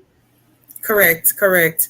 And I totally agree with the points there, particularly for me, I'm primarily about empowering people. So the point that you put in about providing job creation is something that's big on my list, because I know, especially for the community of color, there's lots of money everywhere, but accessibility, even with education, I can actually remember graduating from university with my degree, and it took me a very long time to find a job, and even with all the applications I sent out, I remember sending out perhaps 200 and something applications. Persons were saying either you were overqualified, some persons just didn't respond, and things like that. And so that's one of the reasons why I turned to entrepreneurship, because you want to feel, especially as a young person, can I talk to young people for a minute? There's a whole sense of, and I know we're ending this now, but you want to know that you own something. And that's really what it is. When you work for persons, getting a start there is really cool and all that. But at the end of the day, what you want to build is a legacy, something that you can pass on to your children and things like that. And there are other perks. For example, I do not have to be in my country to do this show. I am literally in New York. So that is exciting. If you like to travel and you like what you do, you can take it on the road with you. So there are really some really cool perks about being an entrepreneur. Is it easy? No. Is it worth it? Yes. And that's all I'll say for now. Right. So yes. So this has been Wealth Mindset. I am Marsha J, and right beside me is Jessie. And now we want to go quickly into community health check. So Jessie, we're going to have a conversation about healthy vision. Healthy vision. That's our topic for today.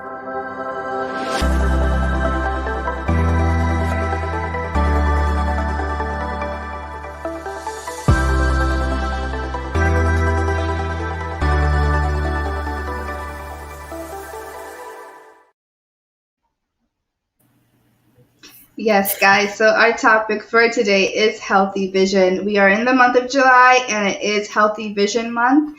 And you guys don't know, I am currently a student studying orthoptics, but I previously have worked in the eye care industry for over 5 years now. So yeah, I wanted to just share with you guys some tips, some tricks of why healthy vision is so important. I'm reading off of versanhealth.com, but feel free to ask me any questions. I try to answer to the best of my ability and my experience.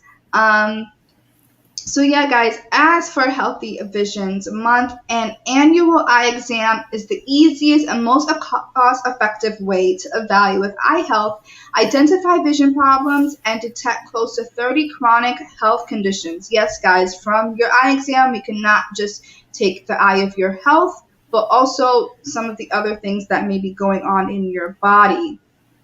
And the U.S. Preventative Service Task Force recommends vision screening of ages 3 to 5. Now, this is standard because around that age, kids are, about to start pre-K or kindergarten or wherever. So you do want to make sure that their vision is checked. However, as patients that I have seen babies. I have seen premature babies for reasons that they could have certain diseases because of their prematurity when it comes to their vision, and they would have to go in monthly. Also, we also see kids, even from that 1 to 2 age.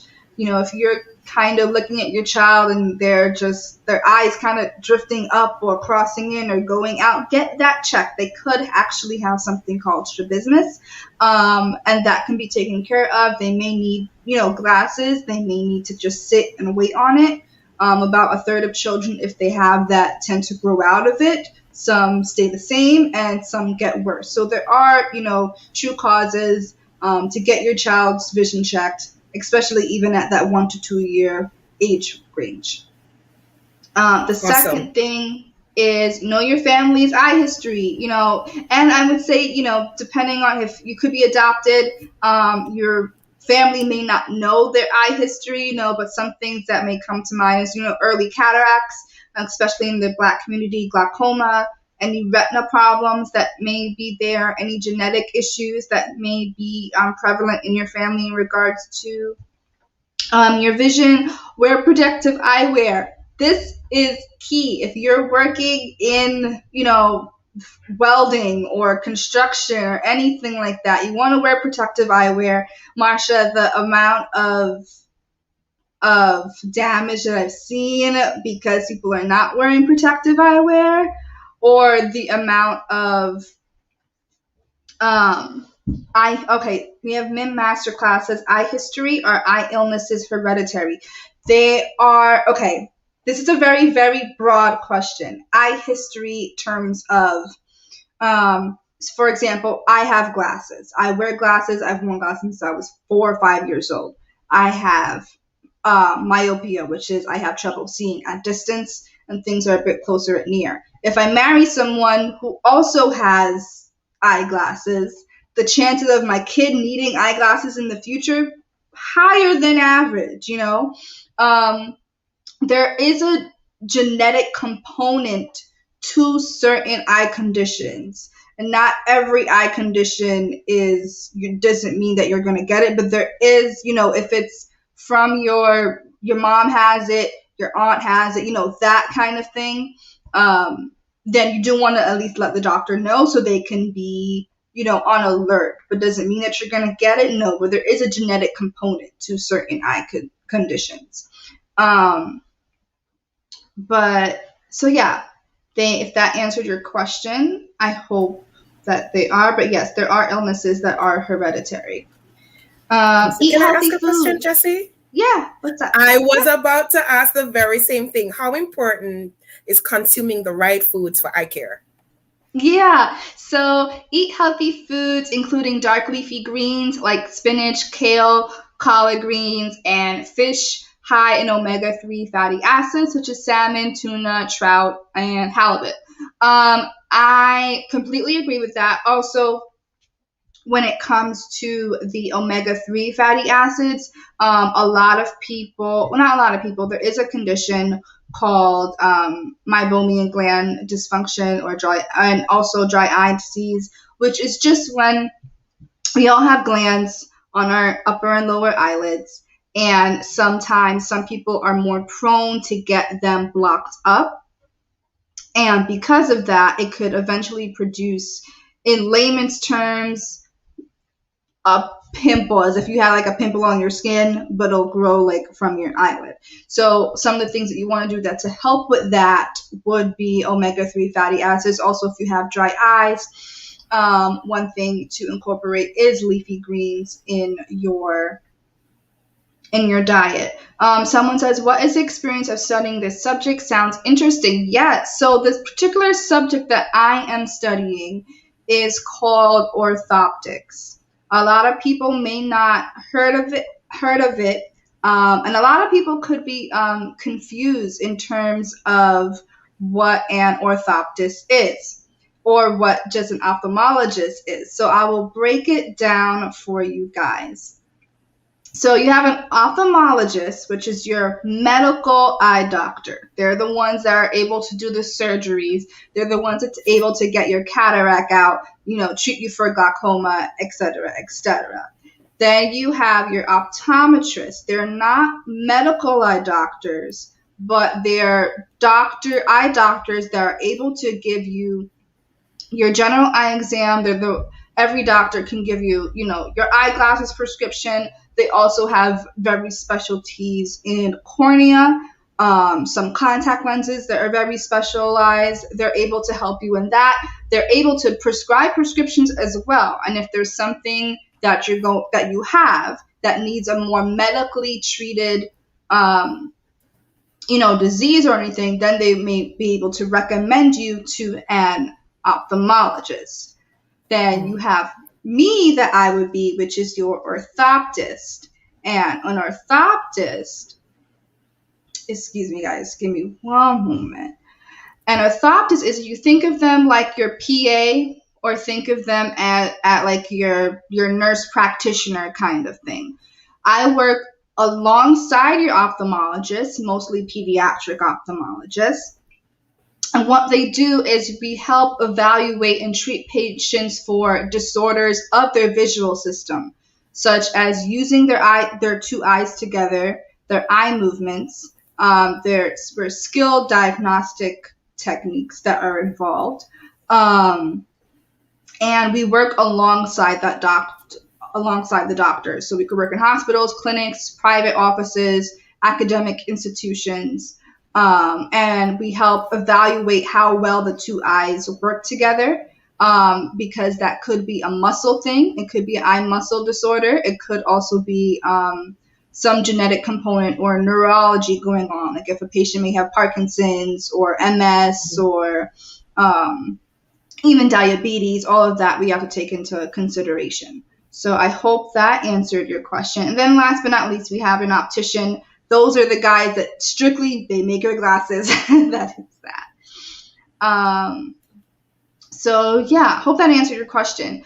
Another tip is to get active. Be active can lower your risk for any health conditions that can cause eye health or vision problems, like diabetes, high blood pressure, high cholesterol. If you guys don't mind me sharing, there is one time I saw a patient who said that he went to his regular, eye doctor. He said, everything's fine. We took a picture at the back of his eye and was able to tell that this patient was at least, if not diabetic, at least pre-diabetic. And then we were able to go to his doctor and say, look, these are the images of his eye, and he needs to be checked out. He needs to be well managed for diabetes. So you do want to get that. Quit smoking or never start.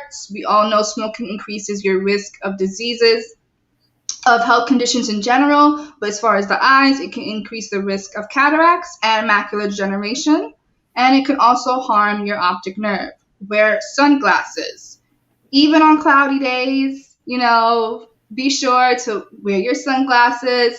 that block out 99 to 100% of both UVA and UVB radiation. So that's a good reason to wear your sunglasses outside of just looking good. Another tip is give your eyes a rest. We all know that the digital, strain on our eyes, we're not going to get away from screens, guys, anytime soon. That has been long gone in the past. And we all suffer from digital strain. Our eyes kind of get dry, feel kind of like heavy kind of thing. So you follow a 20-20-20 rule. Whenever you're feeling that way throughout the day, every 20 minutes, you look away from your devices, focus on something about 20 feet in front of you for 20 seconds. That would help alleviate that pain or that discomfort. Another thing you could also have is there's a type of lens that you can get from your optician, which is called a blue light filter. And subjectively, a lot of people have stated that it really does help with that computer screen. Just when you could go on your phone and change your blue light filter setting, you can have that type of lens or that type of coating over your lens so that it helps when you're staring at a computer screen. And last but not least, if you have contact lenses, like I do myself, clearly I don't have them on right now, but you always want to wash your hands before handling your contact lenses. That is a big no-no. Also, do not sleep in your contact lenses. Do not be in the shower with your contact lenses. If you don't have the ones that you could just toss out daily, you want to take care and with your solution to clean them, whether you have the weekly ones, bi-weekly, or monthly ones. But always, always, always wash your hands before you handle your contact lenses. And those are my tips and tricks for Healthy Vision Month of July. If you guys have any other questions, let us know in the comment section down below. If you guys want me to talk about another topic, maybe talking about vision, let us know, and we would love to talk about that topic with you guys. And with that being said,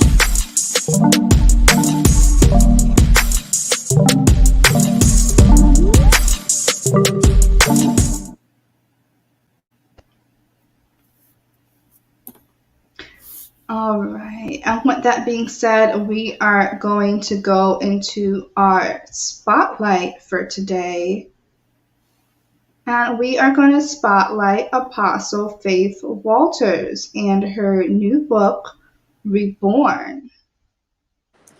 Good morning, Apostle. How are you? Good morning. How you doing?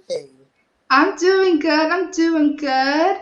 As our viewers are coming in, the ones that are, listening, and I just want to say that Apostle looks beautiful every single time she's on. But today she has her a brown set on. It's so pretty, and the necklace is really pretty. So yeah, we are going to talk about your book. So can you tell us a little bit about the book, kind of the process, the birth of the book? Why it was written,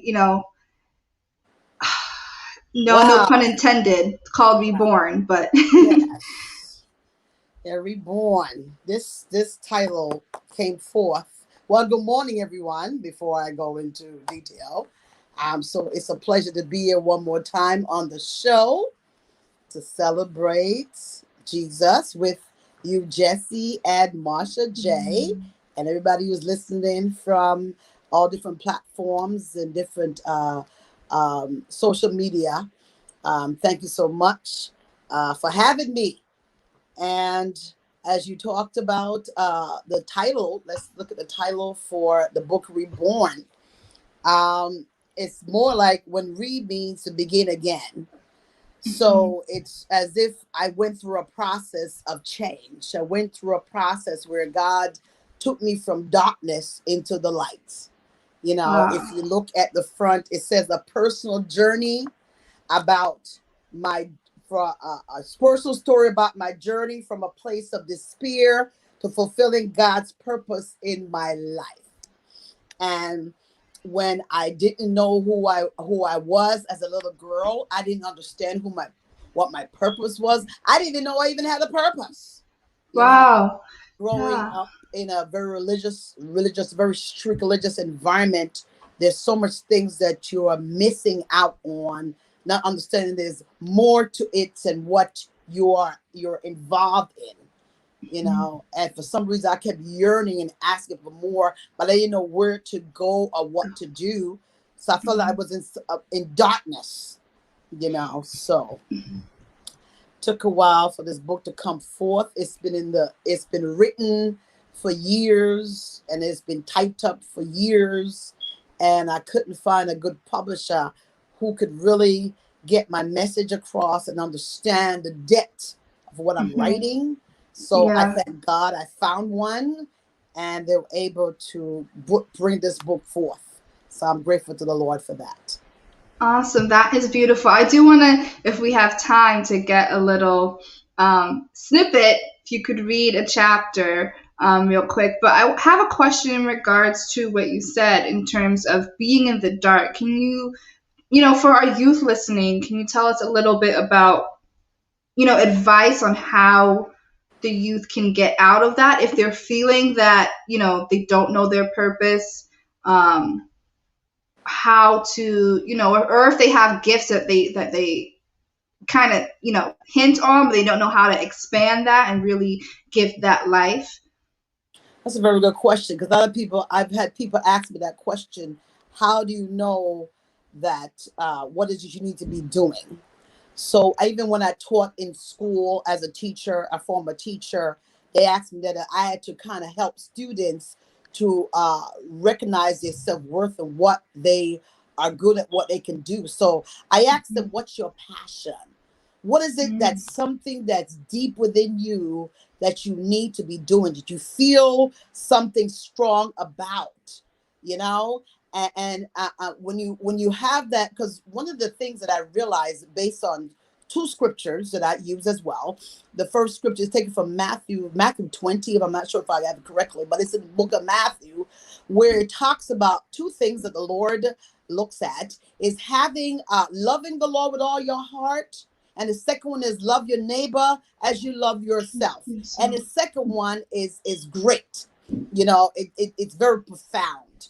So one of the things God requires of us is to always help others. Whatever we're doing, whatever the passion that we have within us is always to reach out to others. It's not always about us.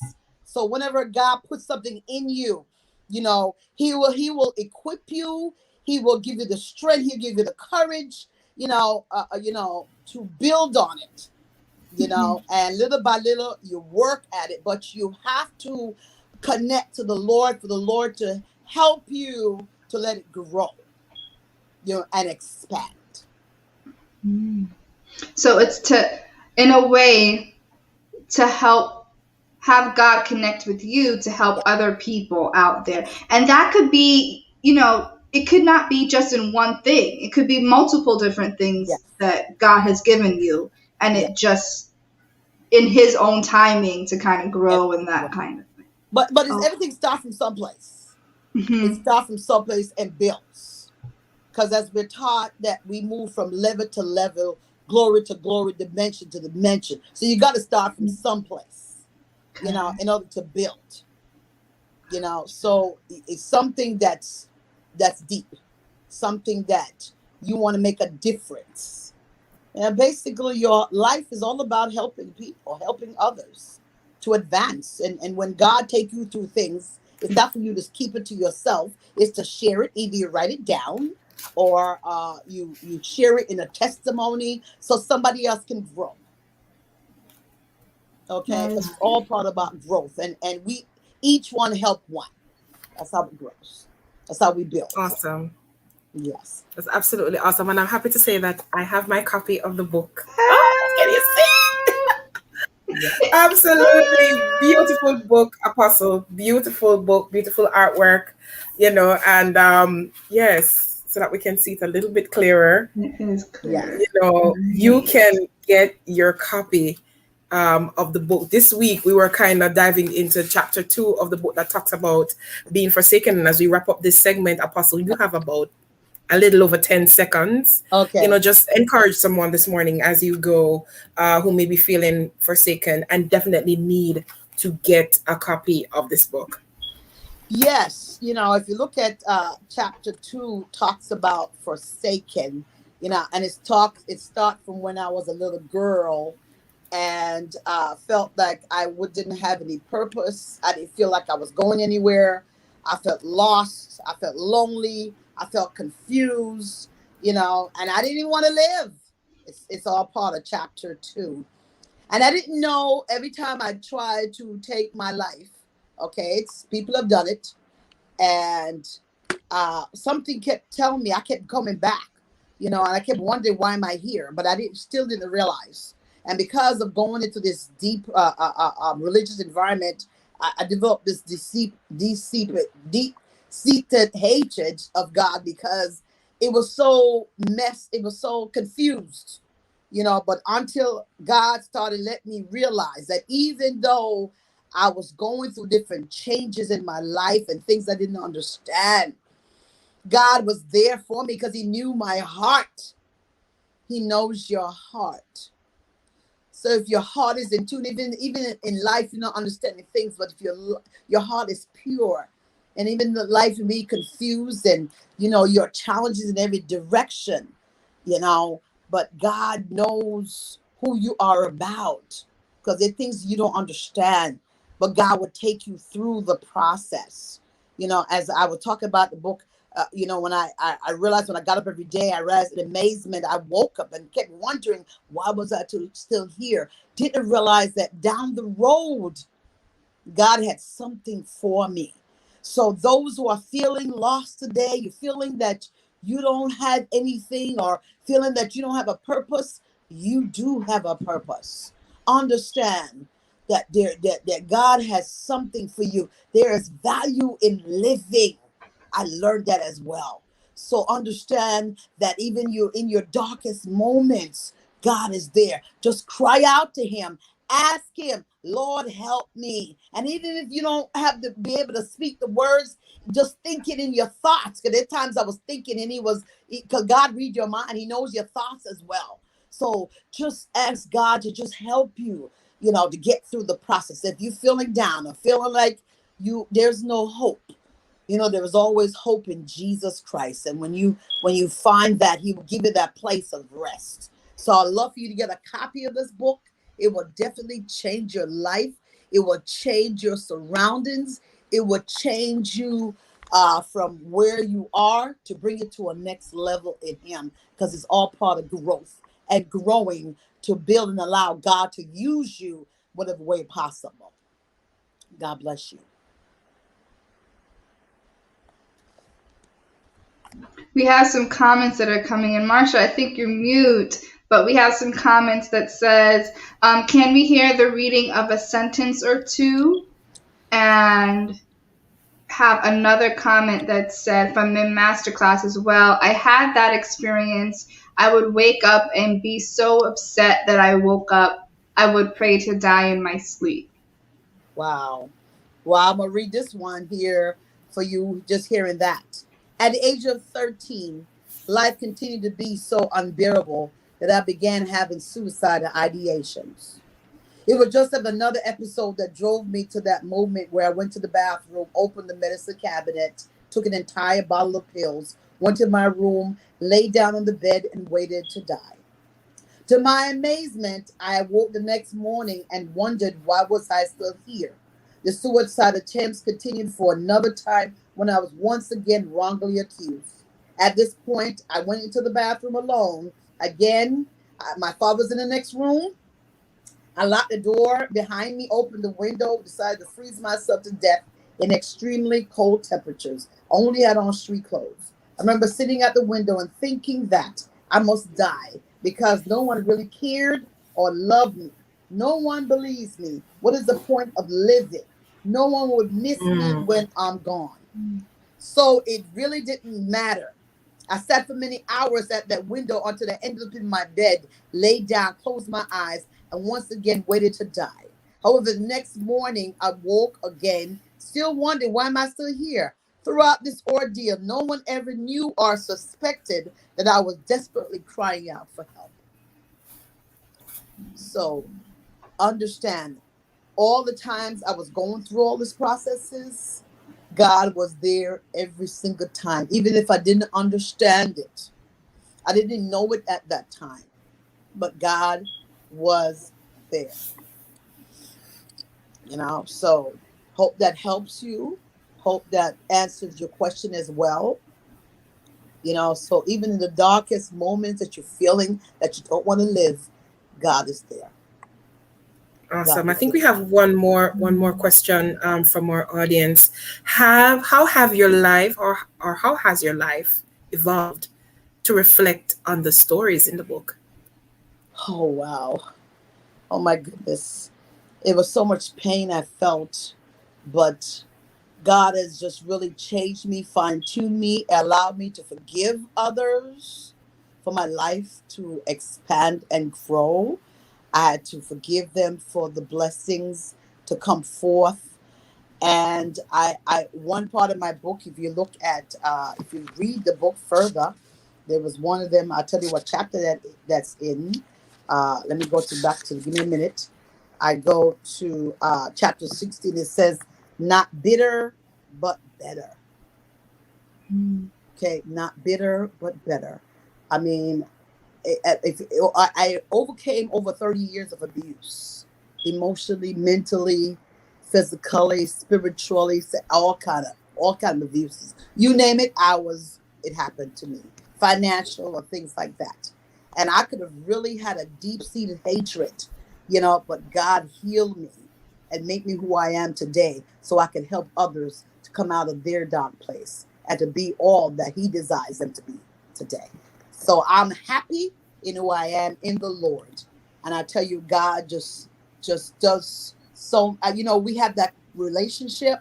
God and I have a relationship now. So as you are building, you're growing, you're building that one-on-one with Him. And it's such a powerful thing. I hope that, okay. Yes, Apostle. Thank you so much for joining us inside Spotlight this morning. It was such a pleasure to have you as usual. And we're looking forward to having you again. Oh, definitely.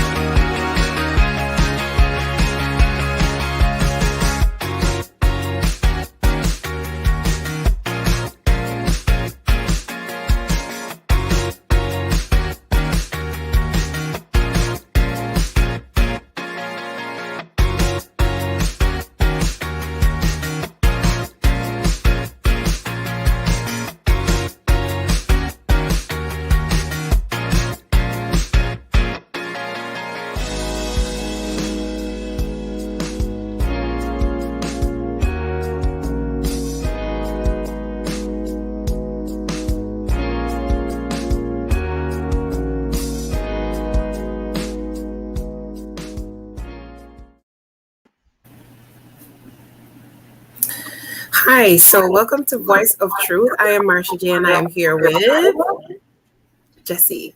All right, so Voice of Truth. This is where we feature migration or immigration stories, community health issues, and stories of hope based on the experience of migrants who are people of color. So inside VOT today, as we affectionately call it, we have a first look at our migration story with Mr. or Bishop Martin Nelson from Antigua. Good morning, sir. Morning. Okay, so a little bit, Jesse, would you want to tell us a little bit about Bishop Nelson before we continue? Yes, so a little bit about Mr. Nelson. He's a believer in Jesus Christ, pastoring over 20 years, student of the Word of God. Born in Antigua, migrated to the U.S. Since 1997, Martin L. Nelson has served as Senior Bishop of Bezer Holiness Church, Inc. in New Rochelle, New York. Bishop Nelson's affiliation and involvement in New Rochelle community includes president of the Coalition for Mutual Respect, board member of the Internal Religious Council of New Rochelle, and member of the New Rochelle Chamber of Commerce. He holds a bachelor's and master's degree in theology from the Manhattan Bible Institute.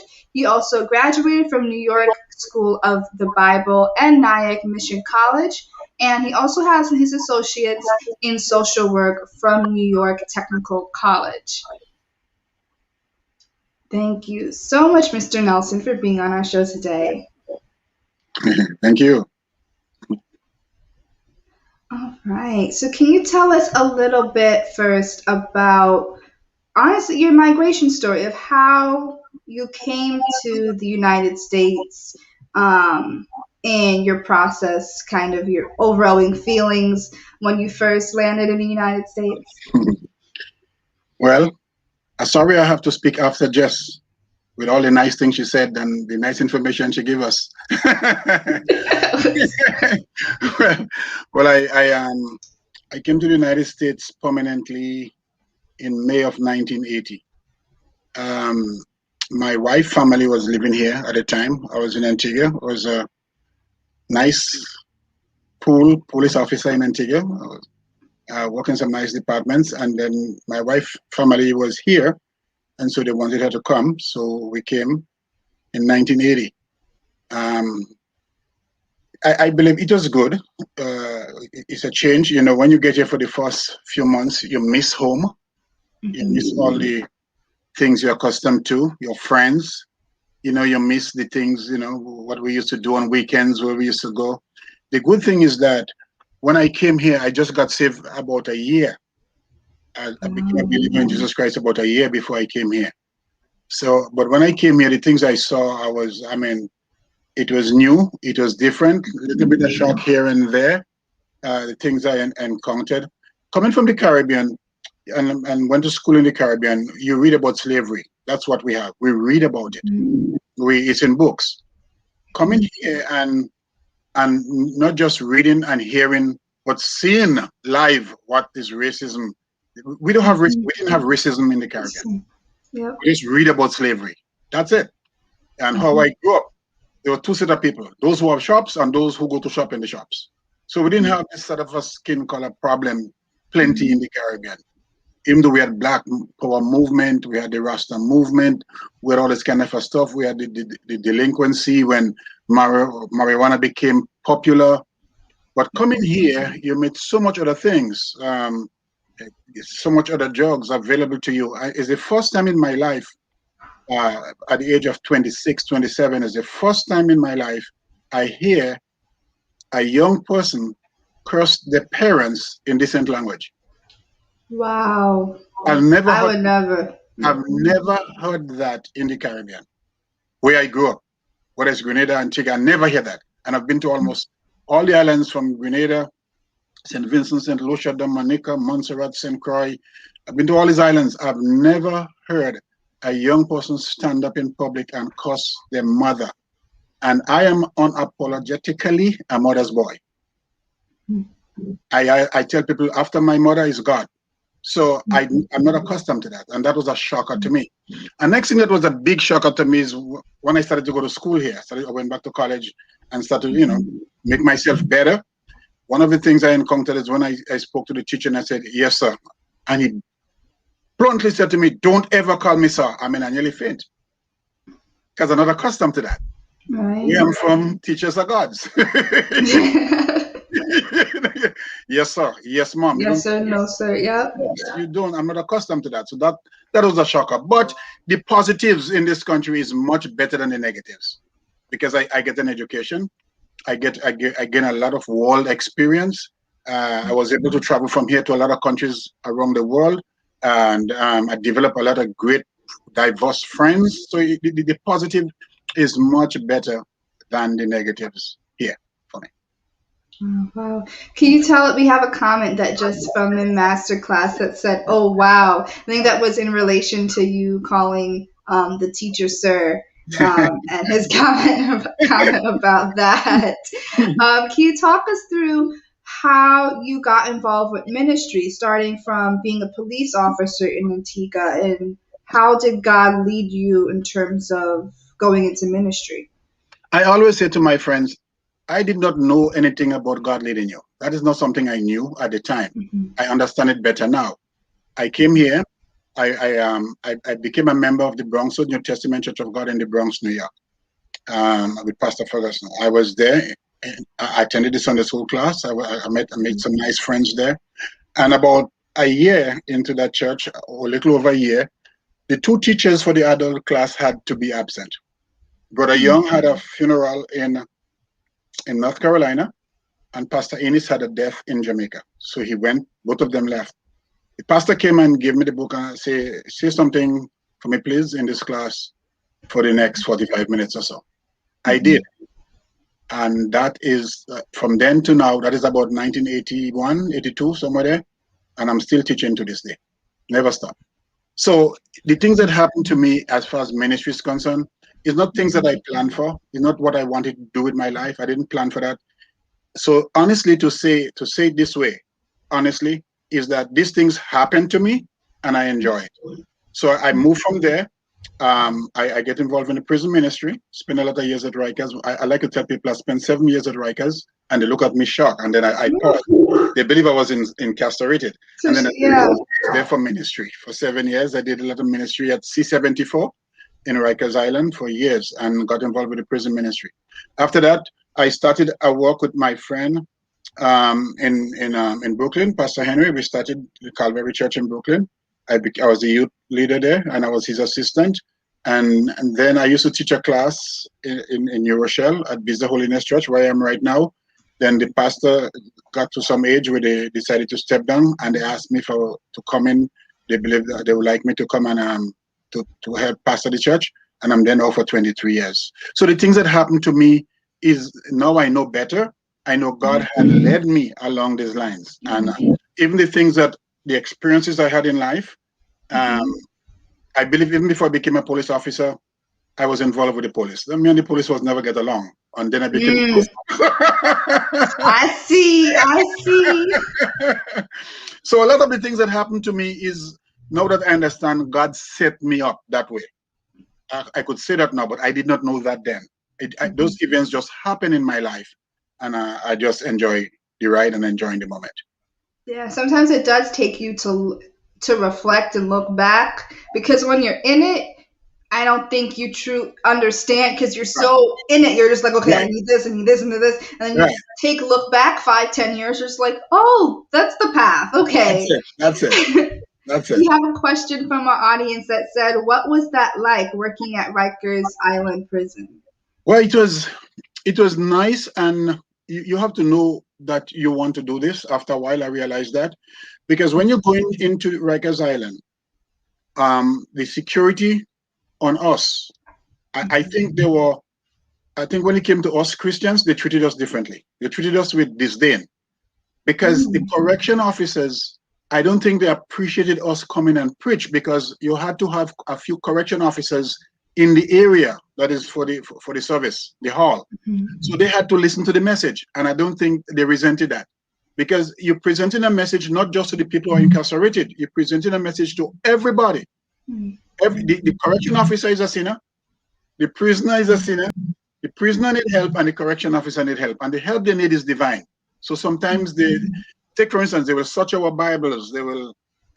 So when I was in charge of the team that went to the ministry, all the ladies who come with me, they have to leave the earrings, leave the neck chains. The only thing I allow them to wear is the wedding rings.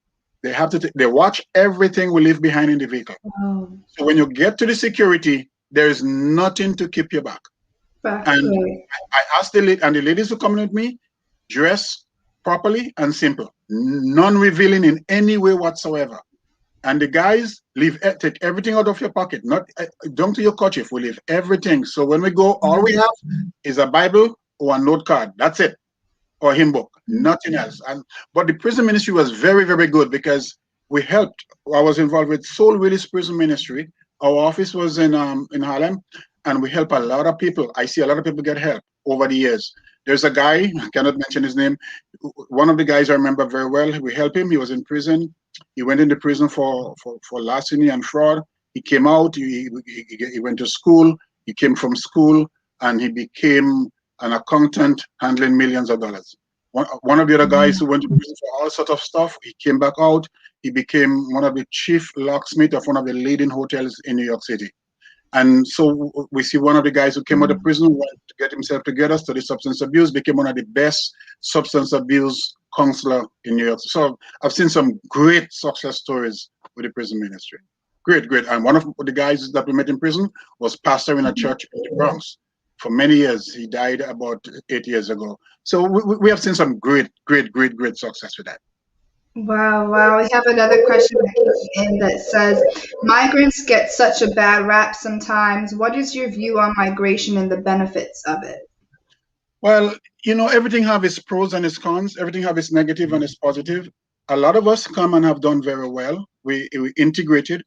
We accept the society. I tell wherever I go now, I'm glad to say I'm American, especially when I go to Europe or some of these other places. I'm glad to make them know I'm a proud American, Black proud American. No qualms about that.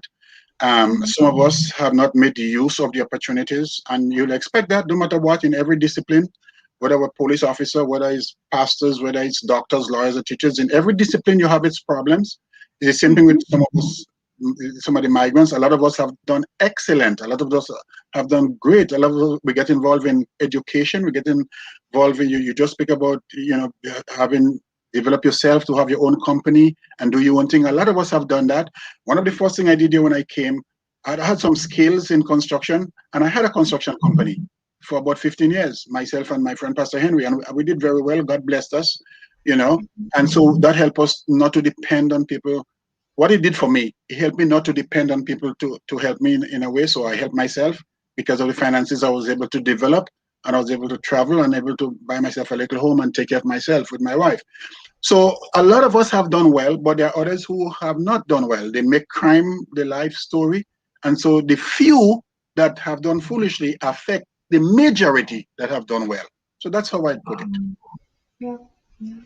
And I think, do you feel that as a migrant, that if other migrants who may have other businesses should take that business or build back home, wherever their home country is, whether, any of the islands or, countries? Well, I will encourage people to help those who need help, especially it works both ways. Some of us here, we overhelp some of our people back home and make them lazy. So they depend on us for everything. They think you're in America, you just walk and pick up money and send to them. So that's a negative thing. But we must identify what I have done. What I have done is to identify health. You just spoke about those things, health and education.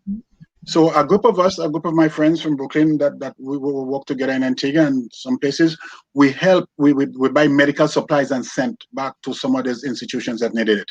And we help some people to get higher education. Right now, I have a couple kids, not in Antigua, but in Jamaica. Because I have two churches in Jamaica, and I work with Marsha's father in Jamaica, United Lifeline Church. So we have a few kids in Jamaica that we send to school. One of them is now a doctor working in the hospital in Jamaica. One of them is an engineer, and one of them now is getting ready to graduate from the University of the West Indies later this year with 2 disciplines. So we help people, we help kids, we identify that. We have some friends that support me with that. So we help. It's good to do that. But you take care of home first here, and if you help those back home. But I think sometimes we go overboard and make them believe that they could just sit down and get everything, which is negative. And we have another question that came in that said, what is your advice to the Black community based on the racial climate in the U.S. today? I think my advice to the Black community, as those of us who are parents, we have a responsibility to make sure our children get an education. Do not allow nobody could stop you from reading or learning. Only you can do that to yourself. And it is on us parents to make sure our kids get an education. Without that, look, we could get all the holidays we want for Blacks. We could get every free money we want. We could get everything that they promise us. Or if you don't educate yourself and make yourself independent of people, you're not helping yourself and you're not doing anything for the cause. So the thing about, yes, we could have all these things, all this emotional stuff. Fine. God bless you. But what are you going to do with your life after you have a vacation day? You could have 5 vacations per year. What is that going to do for your life? How is that going to make you a better person? You could learn all the history you want about yourself, but what are you putting in effect to make you better than the history you're reading about? And that's, I think, is one of the great mistakes we are making. We have to educate ourselves. You look at the rich Black people today is mostly in sports. A lot of them mainly in sports, right? I would like to see how they're helping. Tell me how they're helping. Supporting emotional causes, or saying, look, there are a few times when 3 or 4 people went. There was a guy who went and paid off all the kids' tuition in a college. Yeah. And we turn around and hate him for that. It's amazing. It's amazing. And that's what I would like to see us do in our Black community. Discipline our kids to behave themselves properly. We don't have to be drug addicts. We don't have to be delinquent. I went to Africa. I was in Ghana, and I watched kids go to school under some trees and walk miles to get to school. I watch people go to church, and they go to a place where there is dust and with the children on the back and dancing and praising God. Here, our kids getting free ride on the train, free pass on the bus, free tutoring, free books, free computer, and dropping out of school. Brethren, you can't blame anybody for that. Yeah. And I know a lot of people will hate me for saying that, but that's just the truth. That's what the podcast is all about. It's truth. Yeah. We're having free breakfast. We're having free lunch. We're having free books. We have free computer. And we're dropping out of school. It does not make sense. I know. And I thank you so much for your comments. We do sadly have to wrap up this segment for today, but we absolutely have to have you back on our show. Real quick, we do have a comment from Apostle Faith that says education is key mentally, spiritually, emotionally, physically, and financially. If it's free, many don't understand the value of life, and that is very true. Yes, amen to that. And with that being said, Bishop, we want to say thank you again so much for being on our show. Definitely going to have you in next time. And this is Inside Voice of Truth featuring Mr. Minister of Religion, Mr. Martin Nelson. Thank you. And next time, make sure I speak before you. Oh, no. You're good. You're great. Hope you have a great Saturday. Bless you. Bless you guys. Thank you.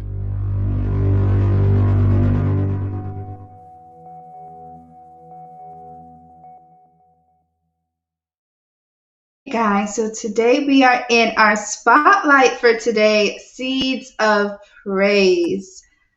Good morning. Good morning, guys. Good How are you today? We're doing good. We're a little tired. We just got in, 3 or 4 this morning to Ohio. So. Oh, wow. Oh my gosh. So today we are inside Seeds of Praise, and we have our 2 awesome guests, Reggie and Tiara. And we have Reggie, who is 27 years old from North Carolina. He is the ministry leader of True Refuge of Praise and the founder and leader of Unashamed Mem and Dance Ministry. Hope I'm saying that right. And he served as a youth leader for about 5 years and currently serves as a youth department leader with Panay Mem, as well as Mem instructor of Seeds of Praise Dance Academy. Thank you so much for coming on our show, guys. No problem. Thank you for having us. Welcome. We definitely inside the Spotlight segment, we want to highlight instructors and students. So tell us about your experience with Seeds of Praise as an instructor. Well, Tiana is also there, and I believe she is your younger sister. No, she's my oldest. Oh, older sister. Okay. Hey, Lady Tiara. Good morning and welcome. Yeah. And so we want to have a quick conversation about your experience with Seeds of Praise Dance Academy. Yes. So we've been a part of Seeds of Praise for going on 4 years. Yeah. Every year that we're a part of it, we grow. We learn new things. Missy, our leader, she's awesome. She always stresses the importance of not doing it just to be seen, but to do it to glorify God. Her thing is, her slogan is "Make Jesus look good," and Yes. and that's what we strive to do. Hold on one second. When you say her, it means in reference to the leader of Seeds of Praise, which is Micheline Ruffin. Okay. Yes. Go ahead. Okay. Yes, and with Mom, we offer a lot as far as with technique, learning how to apply the makeup properly, the history behind Mom. We have all different ages, starting at ages.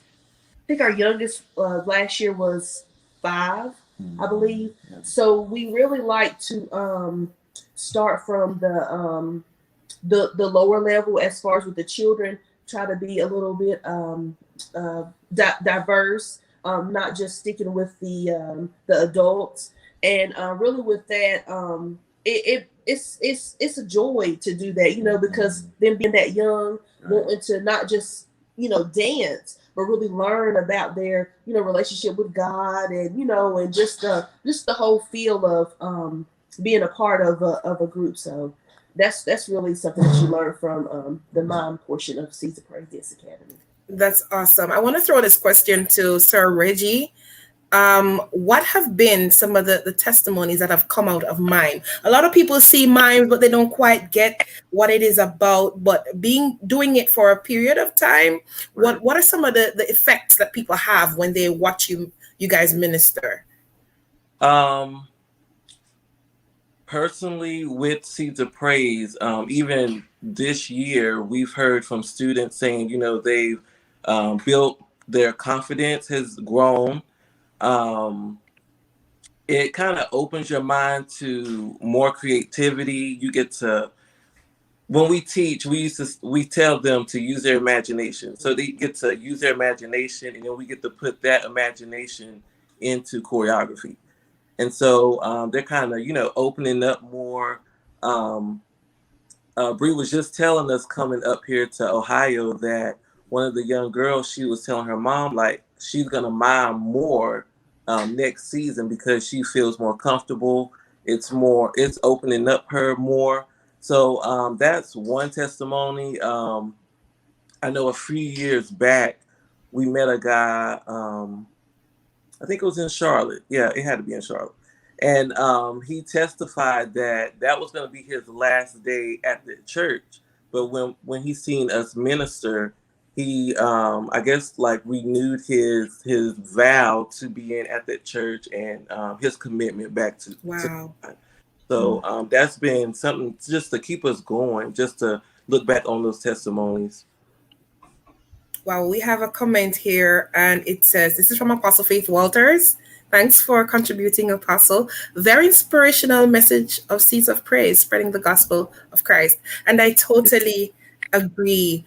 Could you tell us, how can we connect with Seeds of Praise Dance Ministry? Yes, ma'am. You can find us on Facebook at Seeds of Praise. You can find us on Instagram, Seeds of Praise. You can find us on Snapchat.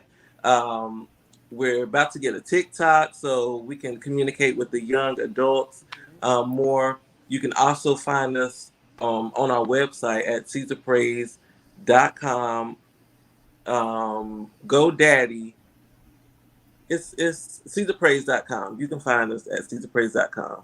Yes, and we also know that we can find you at getbrandishare.com/Seeds of Praise. We have another comment I see just popping up. It says, I like what he said, and this is from MIM Masterclass. Use their imagination and turning that into choreography. Thank you so much, Tiana and Reggie, for being with us this morning. Absolutely appreciated your presence, and we look forward to seeing you again next week inside Spotlight. Take care. Thank you. Bye. Bye. All right, Jesse. So we're wrapping up this segment this morning. Wrapping up Voice of Truth. Thank you so much for joining us. And remember to join us here next week. Same time, same place.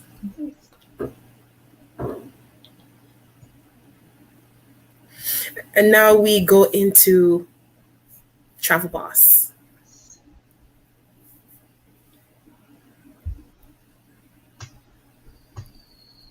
All right, so Travel Boss. Jesse, I'm trying to pull up my notes here. I got you. Travel Boss is designed, excuse me, guys, is designed for travel lovers and travelpreneurs. We share insider information on deals, trips, trends, news, and general guidelines for travelers and growth opportunities for entrepreneurs who want to start their own business. And first, we're going to highlight what we did last week. We're going to highlight mytravelwish.com. So in modern travel, advisors are no longer luxuries, but necessities. To craft an ideal getaway, you need to research several sites, price shop, and most importantly, read all the fine legal print in hopes of getting it all right. Well, we can handle all those tasks for you. You'll embark on a perfectly planned, safe vacation at a price you can afford. This is right from mytravelwishlist.com. And Marsha, I don't like the price shopping and going from this place to this place, and then you forgot the lowest price that you saw. It was just, it's always confusing, and it could be very stressful in a group situation as well. Yes, definitely. And it's great to know that there's a one-stop shop on mytravelwishlist.com where persons can really tap into the luxury of having someone serve you in that area. So you have absolutely nothing to worry about. And I just want to read this quick comment here. It says, in modern travel, advisors are no longer luxuries, but necessities. To craft an ideal getaway, definitely you would need to research several sites, price shop, and most importantly, read all the fine legal print in hopes of getting it all right. So mytravelwishlist.com handle all of those tasks for you, and they'll embark on a perfectly planned, safe vacation at a price that is affordable. And it is the summer, Jesse, so you know that there's a whole lot of traveling that's going on, so you can browse travel deals, flights, and cruises. Yes, cruise lines are now opening. Travel documents, you know, for those who need processing of passports and visas, that's something that they do. Hotel and vacation rentals, right? And of course, on the website, there are booking forms and other resources, insurance waivers, credit card form, customer banking form, which is there to ensure that the process is a safe one, because everybody's worried about technology and how safe they feel or don't feel using their credit cards and things like that. And of course, have insurance to back up anything that may be happening. And to pair with this morning, we also want to, travel fulfills dreams. So they are a partner with IntelliTravel as well, independent travel advisor, IntelliTravel. And so that's even better. When a network is a part of a larger network, Jesse, nothing beats that, because you know that you're safe, you're secure, and of course, it's global. The connection is, somebody type global in the comments, because I think that's so exciting.